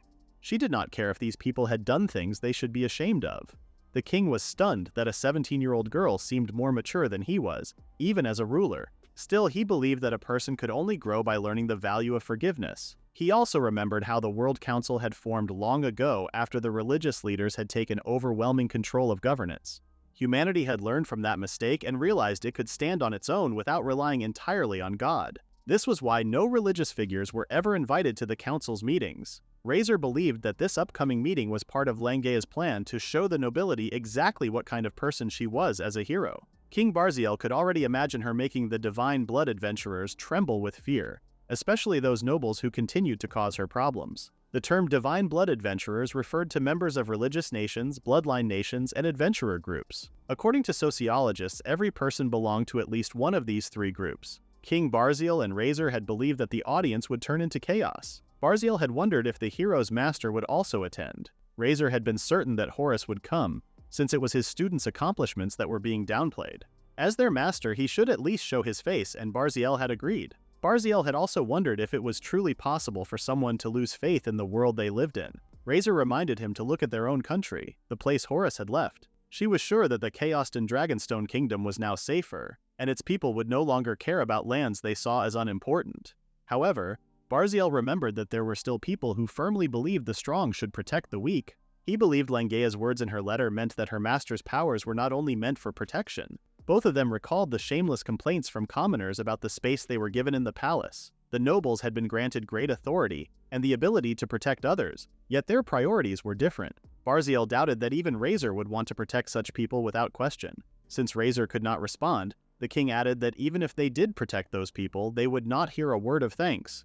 He said that rewarding someone for their achievements was only an assessment, and that there was far too little gratitude for the hero who had defeated the Demon King. He was not asking anyone to give the hero their complete loyalty, but he insisted that unless they kept in mind that the hero had saved the world, the worth of that very world would slowly diminish. He said that the upcoming gathering carried great importance. The hero herself had told them to invite everyone who had problems with her, so the best outcome would be if no one came at all. Razor believed that was impossible. It was then that King Barziel fully realized how little value the world held in its current state. If that was the case, then as the ruler of the strongest nation, he had to take action to raise the world's value in the eyes of the hero. Later in the World Council meeting, Langea openly stated that Ashton had wronged her. She said she felt shocked and upset when she discovered that Ashton was actually the Prime Minister of the Diamante Kingdom. Everyone who heard this was stunned. Langea then challenged anyone to speak up if they disagreed with her. Some nobles began criticizing her, telling her not to be so full of herself just because she had defeated the Demon King. They admitted she had great achievements, but they insisted she had no official authority. One noble reminded her that the heroes group was only made up of commoners, and that they should serve the nobility. They said the group should use the power they once used to save the world to build better ties with the higher class. They went on to suggest that their leader, a Golem master, was simply playing with dolls and hiding a secret. They also complained that the hero who saved the world had caused another noble to fall into debt, and they disapproved of the heroes group moving to a small country. Some even declared that Langea should marry the crown prince of the greatest country in the world instead. The nobles kept pushing their own selfish goals, trying to protect the pride of their class, until Langea lost her patience. She called them selfish and used her power to intimidate them into silence. She was furious that they had insulted the country she lived in by calling it a land of slaves, and she was even more outraged that they had dared to invade her mansion to capture the girls. Langea had wanted a fair and strong rebuttal to address the wrongs done to her, but the answer she got was disappointing. She realized the World Council had no plan to apologize. She declared that the power her master had given her had saved the world by defeating the Demon King. Then she questioned the nobles. Had they done anything to help? Her answer was clear, nothing at all. She argued that those who achieved such deeds had the right to stand against those who had done nothing. It was one thing for the nobles to keep their distance, observe and learn, but instead, they had tried to control her and force her group to become their property. She called all those of noble blood ignorant and sought to bring an end to their influence. Just then, someone told her to keep believing in the world for a little longer. Langea, irritated, asked who had spoken. Barziel then stepped forward and said it had been a long time since the ceremony. Langea reminded him that the council meeting for the rulers would be held later and that at the moment he had no reason to speak to her since it did not concern him. Barziel asked her not to think that way because he had come to file a complaint as well. He said it was a missed opportunity for the hero to invite only those who had problems with her. He explained that he was not there to say he agreed with the complaints of the others but to share his own thoughts. Langea stared at him and told him to speak. King Barziel then spoke about Hero Langea, the members of Ruster Report, and their mentor Horace, who had guided them. He thanked them sincerely for defeating the Demon King and saving the world. The sight of a world leader bowing before a teenage girl shocked everyone in the room, including Langea herself. Barziel kept bowing as he talked about the rewards the World Council had already given to the hero community for their efforts. But he added that something important had been forgotten. Langea guessed it was gratitude, and Barziel agreed. The tense atmosphere in the room faded, and the others were finally able to move again. Langea said she was not petty enough to refuse acknowledging someone else's personal growth. But she still wanted to know why he was thanking them only now, after so much time had passed. Barziel admitted she had every right to ask that. He said he knew how they had looked down on the title of hero, and how much disrespect they had shown. Even though she had saved the world, it would have been easy for her to lose faith in it when she could not see any reason to believe. But now, he wanted to show her a possibility. He said the pressure Langea used was truly a fearsome ability. Then he focused and released the same kind of pressure, asking if it felt the same. Everyone in the room except Langea was forced to the ground again. With a single swing of her arm, Langea easily cancelled out the king's pressure. Barziel laughed, admitting he had thought he could win by using it without proper training, but he could not believe he lost so quickly. He even felt a bit disappointed. Langea glanced around and said Barziel was not the type to act this way. Barziel then explained that his country had many undeniable truths that had pushed him to act against his usual nature. He had said he wanted to meet the master named Horace because he had something to apologize for. Horace then appeared, explaining that he had no choice but to show himself since his name had been mentioned. It was the first time King Barziel had met Horace in person, even though Horace had once served under him. Barziel first apologized for making Horace work in the castle without giving him anything in return. Horace looked at the king for a moment before telling him to raise his head. He said the antenna he had received was more than enough as a reward because he liked it so much. To him, receiving it made all the years he had worked for the Diamante Kingdom feel completely worth it. Barziel then said there was no longer any debt between them. Since Horace preferred the Dragonstone Kingdom over his own, Barziel had no problem with him staying there. He asked if that answer satisfied Horace. Horace admitted he had expected the king to ask him to return to the castle. Barziel explained he had already given up on that idea and promised to make his kingdom stronger through his own efforts. He then formally addressed Horace as the hero's master and asked him to show his pressure. He said that doing so would speak louder than words and make things easier to understand. Horace realized that King Barziel had read the same book he had, so he agreed to the request. When Horace released his pressure, it took only a second for the king to let out a heavy breath. Barziel had not expected it to be that intense, and Horace was equally surprised that the king had managed to stay on his feet. Barziel said he was even more surprised himself. Turning to Langea, Barziel agreed that the world was being led by incompetent and foolish rulers. However, he reminded her that the world she had saved still held great possibilities. Even people from the bloodline still had this much potential. He asked her to keep her faith in the world for just a little longer. Langea stayed quiet for a moment before clapping her hands. She admitted it was her loss and confessed that she had truly felt like giving up on this world. However, the king had proved her wrong. She now saw a true ruler standing before her. She explained that the title of hero was given to someone only after they accomplished something great, but a ruler was someone whose very existence carried authority. She promised never to forget the words of gratitude King Barziel had given her for defeating the Demon King. Barziel looked pleased. He then excused himself, saying he needed to decide which dungeon to throw the arrogant nobles into. Horace offered to share a list of possible places, and the king thanked him, asking him to send the list to his castle. After that, the nobles gathered for a private meeting. They complained that it was unfair for them to be punished. One of them could not believe the king now treated the hero as his equal, while he, a marquis of the same kingdom, was facing punishment. Another shouted that he was a duke from another kingdom, and had done much for the Diamante Kingdom. Others argued that they had all contributed greatly to the kingdom. They insisted the king had strayed from the right path and decided they needed to guide him back. One noble asked if they could use communication magic. Through this magic, they contacted someone and ordered the sky spirit dragon Guy Gigant to be sent to the capital of the Diamante Kingdom. The summoning stone for the dragon was hidden underground in Ashton's mansion. They planned to summon the beast, take control of the capital, and use that power to lead the king back to what they believed was the right path. To make this happen, they were willing to sacrifice the citizens of the capital. A noble asked nervously if it was really safe. He recalled that when the Chaostan Dragonstone Kingdom had ordered Quixote County to run a small-scale experiment, the results had been poor. Another noble dismissed the concern, saying that this time they would let the dragon use its full strength, and with that, they could not fail. Suddenly someone shouted in anger, saying they could not believe these nobles were planning something so foolish right at the base of the World Council. A guard announced that they had intercepted the nobles' communication magic and declared that everyone in the room was now considered an international criminal.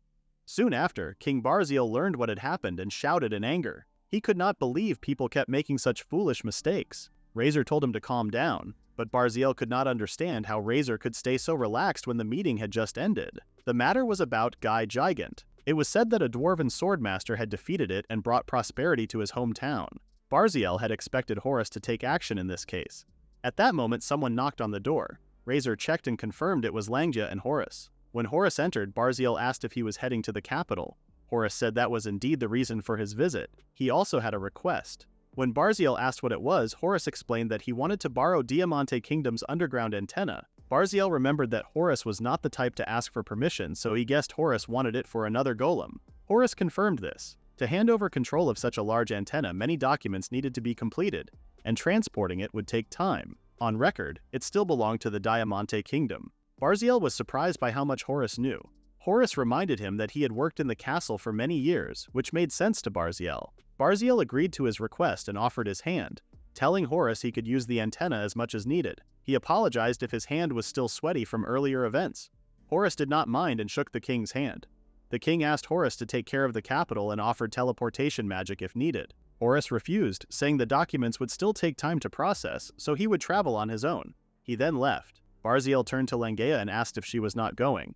He had expected her to watch her master's heroic deeds.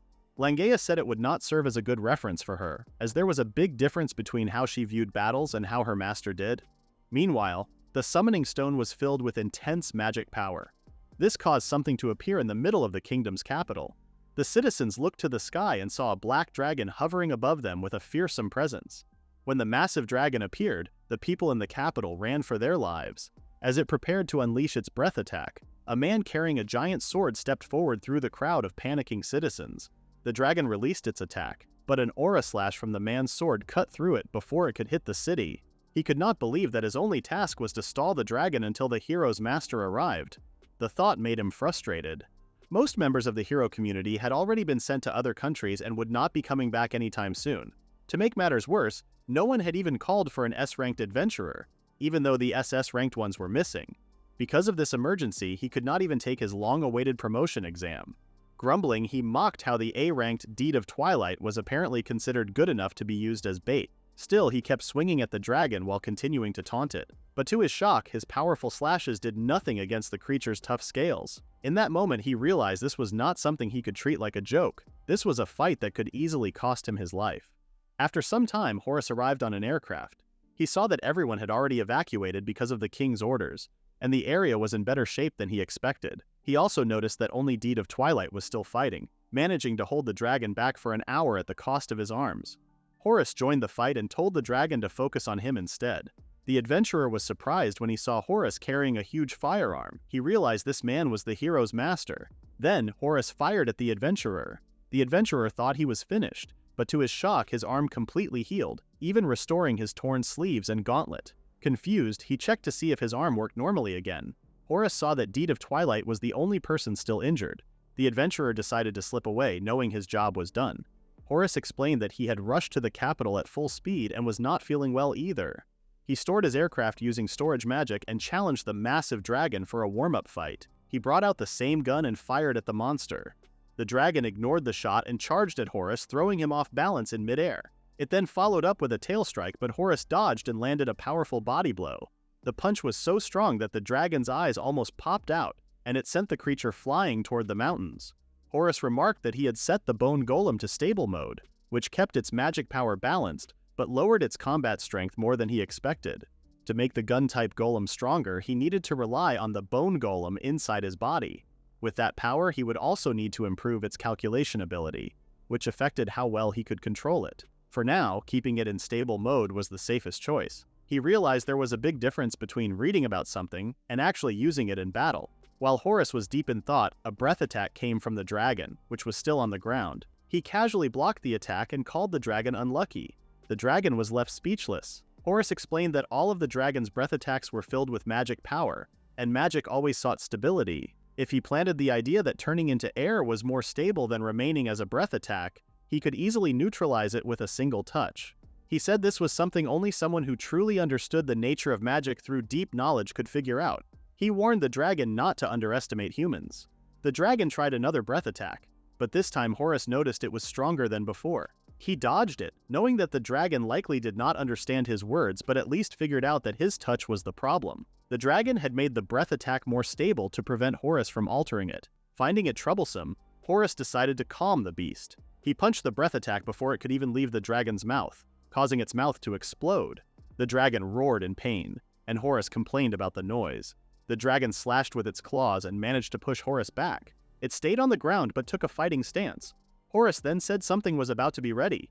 In the next moment, the dragon suddenly appeared behind him and tried to strike with its claws. Horace dodged in time and realized the dragon could teleport short distances. The dragon fired a series of fireballs at him. While Horace was dodging, the dragon appeared above him and struck him hard with its tail. The blow sent Horace flying toward the ground, but he managed to create a barrier to soften the fall. Now irritated, Horace saw the dragon turn away and begin charging another breath attack, aiming toward the capital. He could not even call it cowardly, since such a move was common to gain an advantage in battle. With no choice, Horace prepared to intercept the attack. He admitted his next creation ranked only 4th or 5th among his best, but he had to use it. The breath attack hit him directly, but when the smoke cleared, Horace was still standing without a scratch. He said the creation was still unfinished, but this fight was the perfect chance to test it. His armor was called Deus Ex Machina. He did not care how strong the dragon was. In this situation, his victory was certain. Summoning a sword, he charged at the dragon. When its tail whipped toward him in counterattack, he sliced it cleanly off, making the creature scream again. Horace admitted he added the bonus given by the king, but he did not expect it to work this well. Since the bone golem's power depended on calculation ability, he could only use it if he switched his cube's function from range expansion to calculation expansion. At that moment, the angry dragon appeared behind him for a sneak attack. It released several fireballs in quick succession. Horace dismissed his sword and blocked the attacks with his fist before landing a strong punch on the creature. He mentioned that he was still using a prototype and that the magic power had not fully stabilized. Even so, it was already close to full strength, although he could not say for sure. Not wanting to prolong the fight, Horace summoned his sword again. To his surprise, the dragon could still move and made a desperate final attempt to fight back by releasing another breath of fire. Horace remarked that if there had not been such a large difference in their abilities, the outcome might have been different. Still, he believed this was all a dragon without knowledge could do. He swung his sword at the incoming breath attack, and the slash was so powerful that it cut through both the flames and the dragon itself from a distance, slicing it in half as if it were soft butter. The dragon crashed to the ground. Horace looked around but did not see any loot such as gold coins or ingots. Just then, a bright pillar of light appeared where the dragon had fallen. Horace realized it was time for the final round. The monster was still alive for a short while, roaring in pain. As the thick clouds cleared, Horace got a clearer view of the skies. More dragons of the same kind had arrived. He could hardly believe how energetic they looked. It surprised him that a high-ranking dragon would actually use the numbers tactic against just one human. Since they were putting in the effort, Horace decided to return the favor. With a snap of his fingers, a cyclone spun up from the ground and a massive golem slowly rose from beneath the earth. This was Horace's creation, the Orchestrion, also called the Barrage Iron Man. Missiles launched from its shoulders and shots blasted out from the holes in its fingertips. True to its name, it functioned as a weapon that fired in an endless stream. The dragons were shot down one after another, but Orchestrion was not finished. It turned its artillery toward the rest of the flying dragons, blasting them apart with only a few shots. Horace explained that Orchestrion used magic bullets, which needed no reloading and had no recoil. On top of that, it could perfectly calculate the best paths for every shot. However, Horace noticed something strange.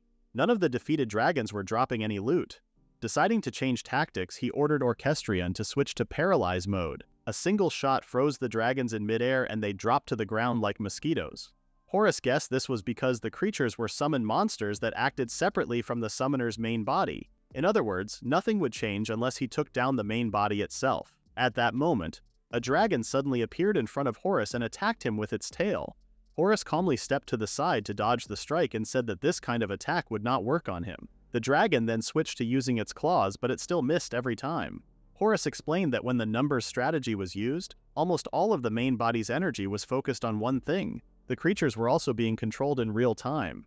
It did not take long for Horace to notice that no more dragons were being created.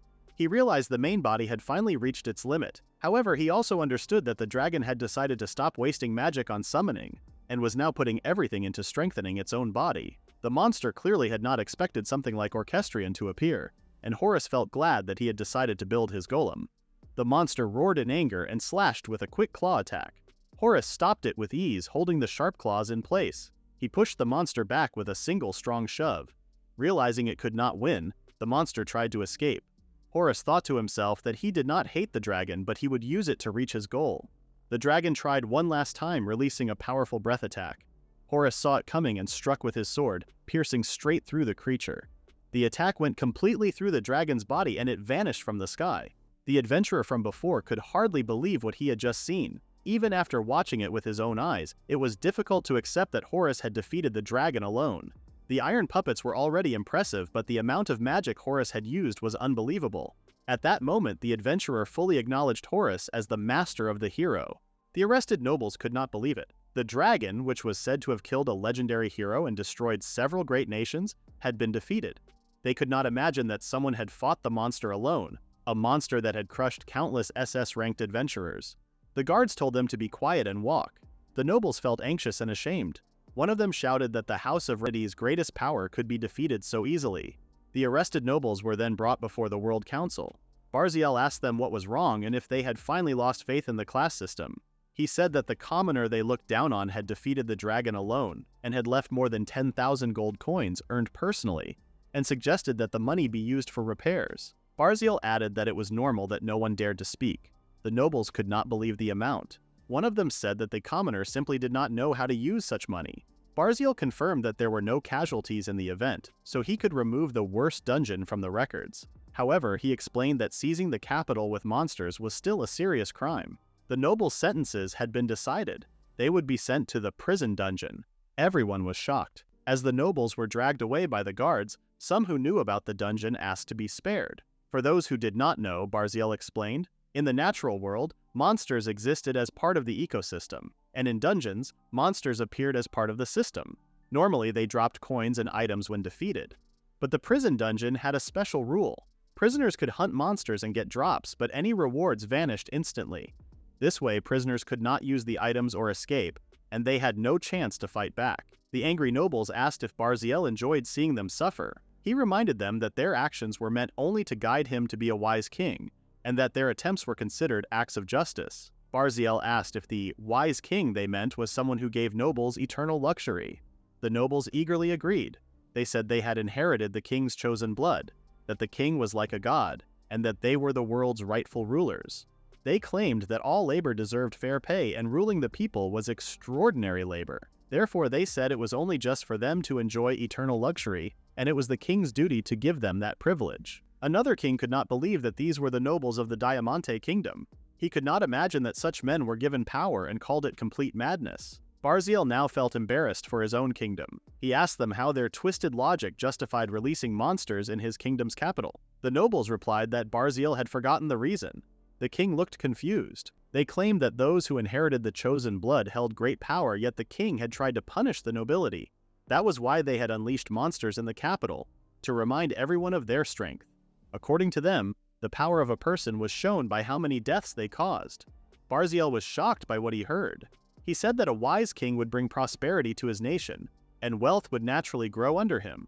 That wealth should be given as a reward to those entrusted with governance. The nobles agreed and added that history had shown that humans repeatedly went to war, killed people from other lands, and praised as heroes those who killed the most. Barziel allowed that point. However, having understood their twisted logic, he had something to answer back. He called them fools. The nobles were shocked. Barziel said they had forgotten something more important than their title. They had made a mockery of the two founding principles of the World Council. The nobles looked at each other confused, asking if such things existed. Barziel sighed at the ignorance of his subjects. He explained that their role was to protect the people to the very end, even without praying to a god.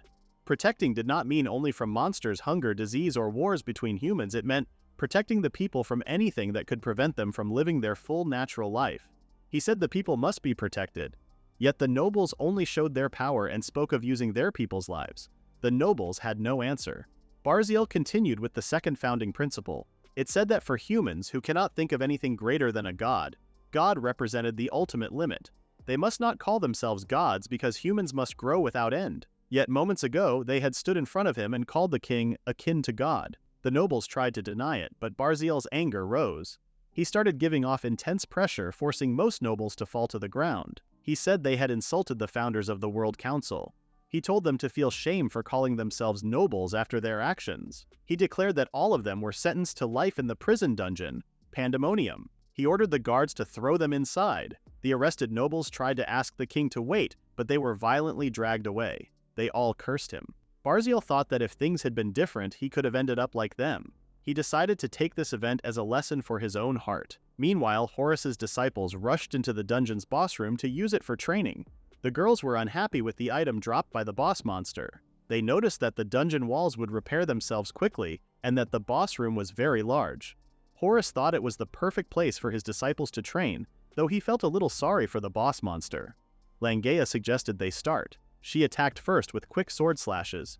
Horace dodged easily while Terrace moved behind him and fired her handguns. Horace calmly used his gauntlet to flick the bullets toward the walls and ceiling. Just as Langea tried to break through his defense, Horace grabbed her armor, flung her into the air and slammed her to the ground. She hoped Terrace could help, but at that moment Horace sent his sword flying toward Terrace and knocked her toward the wall with it. Terrace fell to the ground.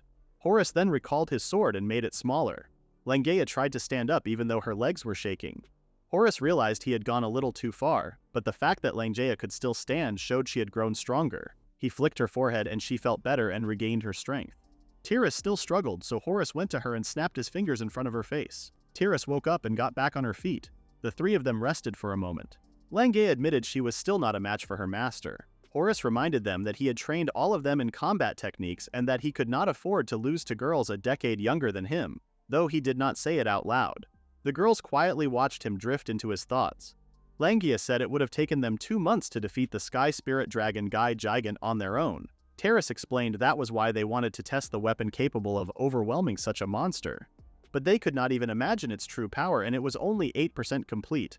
Horace proudly said it was his masterpiece. Langea realized it would become 10 times stronger once finished. Terrace asked why Horace was preparing such a weapon in the first place. Horace could not answer that question because 2 more girls arrived. The girl with glasses and black hair was Ellie, and the rough-looking girl with goggles was Lamel. Horace said they had taken a while. Lamel explained that they had a lot to do and asked Terrace for food. Terrace clapped once and a table and chairs appeared out of nowhere. Horace said he could provide snacks and searched his dimensional storage for something. He brought out cookies and even black tea. Terrace wondered if he had prepared them earlier and stored them in his item box. Horace explained that he had a storage golem and a sweets maker golem which he kept in his subspace, so he just linked the two. Langea asked what kind of technology that was, and Ellie could not believe she had just asked it. Horace then learned that Lamel had been making weapons in different places. Lamel explained that they could not secure enough combat personnel in the regions hit hardest by the Demon Lord's invasion, so their only choice was to improve the quality of their weapons. Ellie had been handling matters related to debts. In the regions with the worst damage, they provided magical tools from elsewhere at very low prices and also gave large financial aid. Horace realized that Ellie had put the regions without damage into debt. Ellie said there was no point in giving financial aid to those places because many of those countries could not provide anything useful in return. Terrace reminded them that they were not doing charity. They also talked about the sudden increase in people moving around after seeing many shared carriages on the road. Ellie confirmed that many adventurers were on the move, and she had already investigated them. She said the country they were in was perfect for adventurers. Among the nations in the World Council, only the Dragonstone Kingdom and the Diamante Kingdom were debt-free. Both nations also had many dungeons, so there was a shortage of places to earn money. Ellie explained that the Adventurers Guild kept adventurers neutral toward any nation, but they were still affected by national issues. If a nation owed them money, they would try to get it from anywhere possible.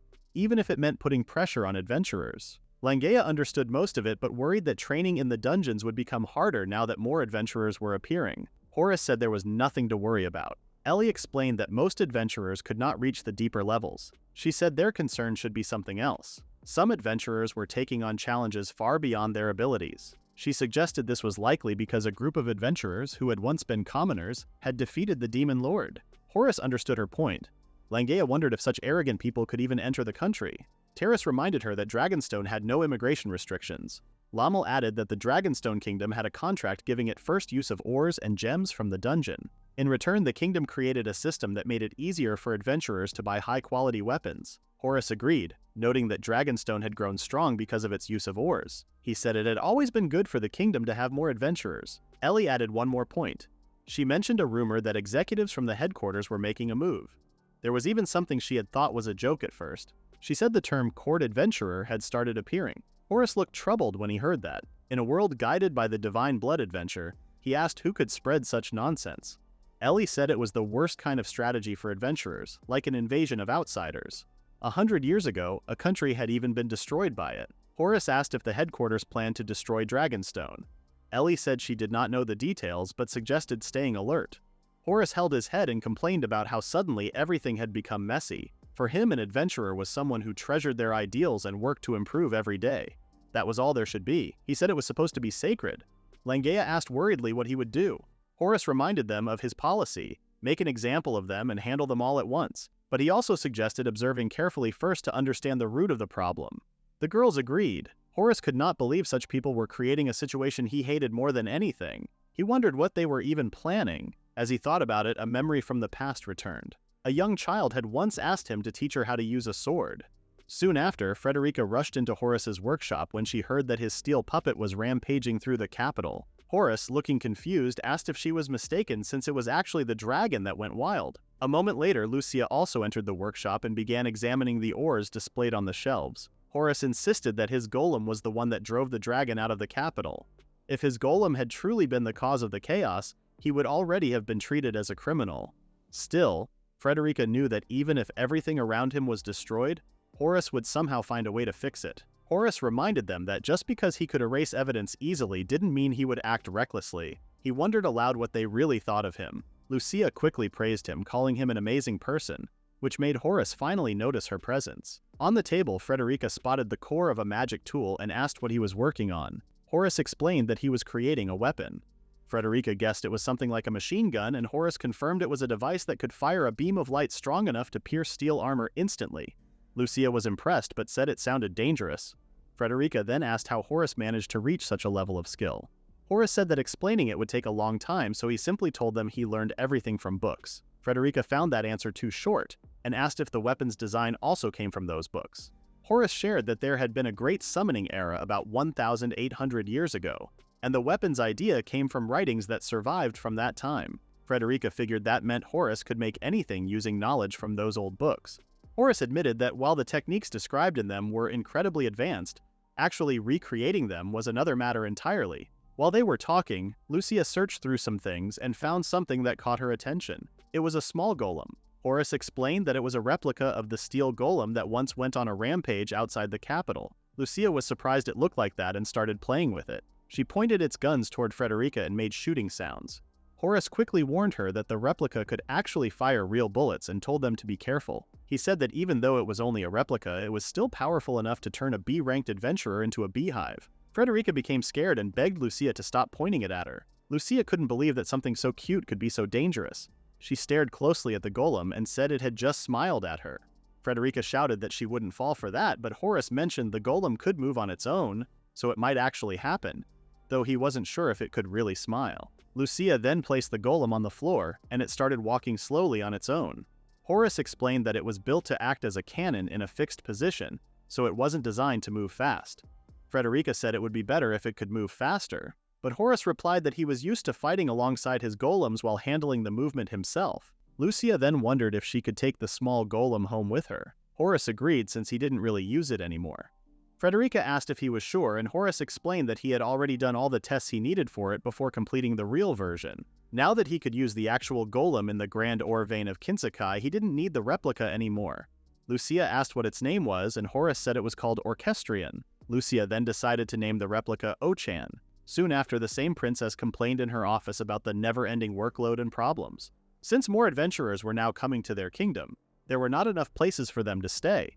She felt overwhelmed by all the things she had to prepare at once. Frederica then showed up and was surprised to see that the golem already had its own spot in the office. Lucia explained that Ochan was helping her with the documents for construction requests. Frederica found the job annoying and regretted not asking Horace to add an automatic writing function to the golem. Lucia, clearly annoyed, asked if Frederica came only to mess around. Frederica replied that someone was there to see her. Lucia said she was busy, but Frederica told her it was Ellie from the hero community, the one who united the merchants. Lucia immediately stopped working and went to the guest room where Ellie waited. She said it had been a long time, and Ellie agreed while opening her arms. Lucia ran forward and threw herself into her embrace. Ellie looked very happy. Frederica called her by the usual teasing nickname. Ellie asked if she was jealous and joked that a 16-year-old like Frederica no longer made her heart race. Frederica called her a lolicon and proudly said she brought Orchestrion with her, ordering it to attack. Ellie called it a cheap imitation. The two then glared at each other in silence. Lucia broke the tense atmosphere by asking why Ellie had come to visit. Ellie explained that she had heard Lucia was having trouble with the construction project, so she had brought something that might help. She handed over the data for a large class magic tool. With it, Lucia could build strong 3-story structures in just half a day. Frederica grew angry and asked if Ellie was looking down on the work of builders. Ellie calmly said that her master had only treated it as a small experiment, but it was something they urgently needed right now. Lucia quickly realized that it was a magic tool and remembered that Horace had been a golem master. Ellie explained that golems and magic tools were quite similar. The main difference, however, was that the power of a magic tool did not depend on the user, while a golem's strength came from its controller's skill. Lucia looked very confused, so Frederica tried to make it simpler. She said that a golem master replaced the important power-giving parts of a magic tool with their own control. Lucia finally understood. She then asked if Ellie and her group had taken the golem Horace created, changed some parts, and turned it into a magic tool. Ellie confirmed that was correct and added that anyone could use it by inserting a coin. Hearing that, Lucia assumed that operating a large-class magic tool would require many coins. Ellie told her not to worry and said she would leave some funds behind. She asked if 10,000 would be enough. Lucia was stunned since that amount was worth about 1/10 of the country's national budget. Frederica, just as shocked, asked how they could move such a huge amount of money so easily. Ellie said it was only a small sum and that helping Dragonstone was natural, since they were now citizens of the same country. Lucia scolded her for calling that amount small, but still accepted the offer with gratitude. Ellie explained that the magic tool was still just a test model. She could guarantee its safety, but they would not know how effective it really was until they tried it on site. Lucia agreed and promised to contact the castle architect before using it. After that, Ellie said she would be leaving. Lucia was surprised she was heading back so soon. Ellie replied that she had already finished recharging. Lucia asked what she meant, but Ellie only said that Lucia was too young to understand. As Ellie left, Lucia quietly wondered when she would be old enough to learn about it. Frederica, on the other hand, hoped her princess would never understand such a strange hobby. Meanwhile, Horace walked through the streets of the Dragonstone Kingdom smithing district with Lommel. He explained that anyone who set up a shop in the area could receive money from the government. Lommel understood this as an advance payment meant to help people focus on making weapons instead of worrying about their daily needs. As they walked, Horace noticed many high-quality weapons on display, which showed how much the country had invested in its weapon industry. Lommel thought her master could probably make such weapons too. Horace said he could appraise them, but he was not a real blacksmith. His skill in metalworking was only up to a certain point. The sword-type golem he used was made from a special kind of metal that an ordinary blacksmith could not handle. That was why he had to make it himself. Still, when it came to pure technique, he admitted that real blacksmiths were far better. Lommel then realized that while Horace had taught her to fight like a blacksmith, he had only shown her the basics of weapon crafting. Just then, someone shouted angrily at a nearby shop because the owner refused to sell him something. Horace was surprised that such a scene was happening in broad daylight, and Lommel suggested they take a look. The shop owner shouted that the sword in question was made from a special metal. If someone who was not skilled in controlling mana tried to use it, their body would be damaged from the inside. Unless the buyer could show a certificate proving he could use mana manipulation, the owner would not sell the sword. The angry customer yelled that he had never heard of such a rule before and claimed he was a B-ranked adventurer. He said it was obvious he could use mana manipulation. The shop owner firmly replied that he was simply following the kingdom's regulations. Lommel mentioned that most workshops avoided handling ores with difficult properties. However, since the town's processing skills were quite advanced, Horace believed that some still worked with them. Lommel remembered that other adventurers' guilds did not have the right to issue certain certificates because it was a specialty of this town alone. Because of that, people who did not know the rules often caused trouble. The shop owner then said he would feel sorry for any weapon used by someone foolish. The customer lost his patience and tried to punch the shopkeeper. Lommel quietly released a sharp burst of intimidation. Somehow, the man stumbled, hit his forehead on the edge of the table, and fell to the floor bleeding and shouting in pain. Horace calmly told Lommel that in such cases she should have paralyzed the attacker instead of pushing him down. Lommel praised her master's cleverness. The injured adventurer angrily demanded to know who pushed him. Lommel apologized, though her tone lacked sincerity. The man suddenly froze and called her a fine lady. He then began flirting with her and tried to invite her to join his guild. Lommel wondered if he even realized that she was the one who had used intimidation on him. The man clearly did not and continued trying to recruit her as his guild's blacksmith. Lommel started to think that B-ranked adventurers might not be very impressive after all. The man proudly claimed his guild was extraordinary and promised she could join easily if he spoke for her. Lommel then teased him by asking if the B in B rank stood for Baka. The man became furious and accused her of looking down on him. He tried to punch her as well, but Lommel caught his fist without effort. She smiled, glad she now had a reason to defend herself. Gritting her teeth, she swung hard and punched him straight in the stomach. The man fainted on the spot and Lommel tossed him back to the floor. She complained about how easily some men tried to hit women and said it felt like fighting a humanoid mimic. Meanwhile, Horace stayed focused on window shopping, wondering what sword materials were worth collecting. Lommel could not believe her master was browsing for swords while his own disciple was in a fight. Horace simply said that since everyone was ignoring him, he decided to do something useful instead and trusted that Lommel would handle herself. She could not even argue with that. Hearing their conversation, the shopkeeper asked if Lommel was the same Lommel he knew, the greatest blacksmith of the hero community. Lommel calmly confirmed that she was. The shopkeeper then assumed that the man with her was the hero's master, Horace, and Lommel confirmed that as well. For a few seconds, the shopkeeper stood in silent excitement.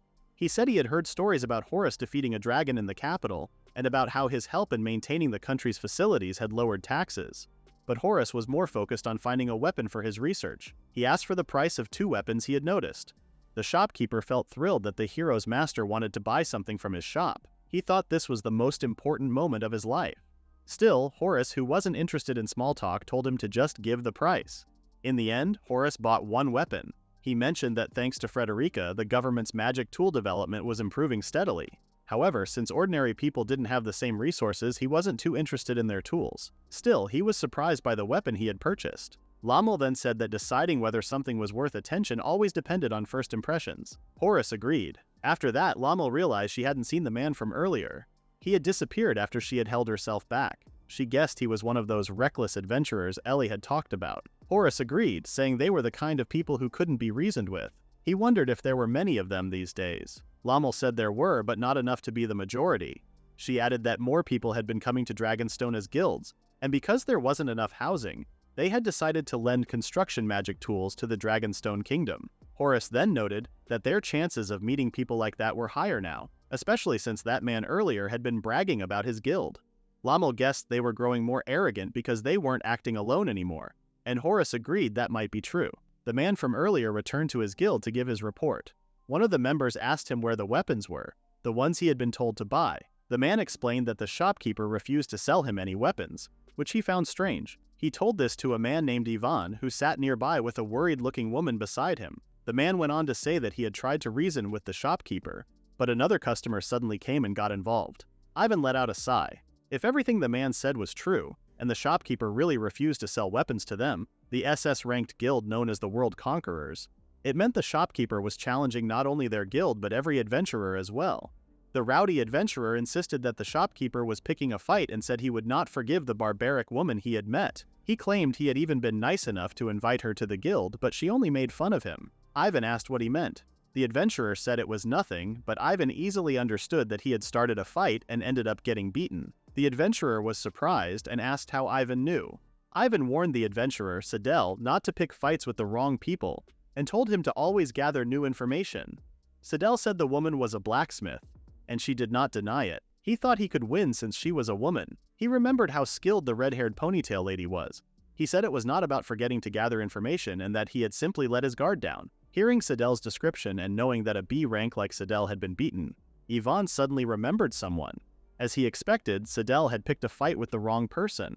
Ivan said that the woman was the chief of the hero community's workshop. Sadell was shocked. Even so, he said that was an even better reason for her to join their S-ranked guild. Ivan reminded him that it was the Ruster report that defeated the Demon King and that an SS-ranked guild like theirs would still be higher. Sadell said it was only because the Demon King had an advantage against men and that if they had the resistance, they could have taken down the Demon King too. Ivan sighed and asked why he had even allowed him to join his personal squad. Sadell thought it was because he was amazing, but Ivan made it clear it was because of money. He reminded Sadell that his family's trading company gave him a lot of support. Normally, his personal guards were people who were at least A rank. And for the record, Sadell was the only one in the squad who was not S-ranked at that moment. Sadell was shocked. Ivan also pointed out that the woman he had picked a fight with once made a weapon she thought was defective and sold it to a trading company. At that moment, Ivan needed a large amount of money to buy that same weapon at an auction, so he bent the rules a little and allowed Sadell to join the team.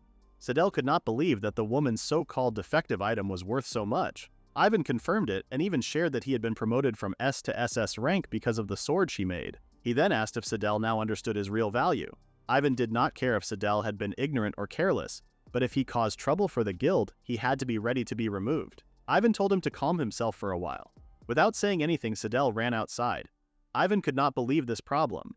He then asked Leona, one of his personal guards, how many members from their guild who had come to the city were likely to take Sadell's side. Leona believed it might reach around 50 people, which surprised Ivan. On top of that, he remembered Sadell bragging about his connections to other high-ranking guilds. Leona guessed he had only been talking about the thugs from each guild. Ivan wondered if they could use the hero community to deal with those people, since the group had already handled a bunch of foolish nobles before. Leona suggested avoiding that choice because if they caused trouble for the hero community, the so-called devil working with them might force the guild to repay its debts many times over. Ivan understood that a single wrong move could make the entire guild fall apart.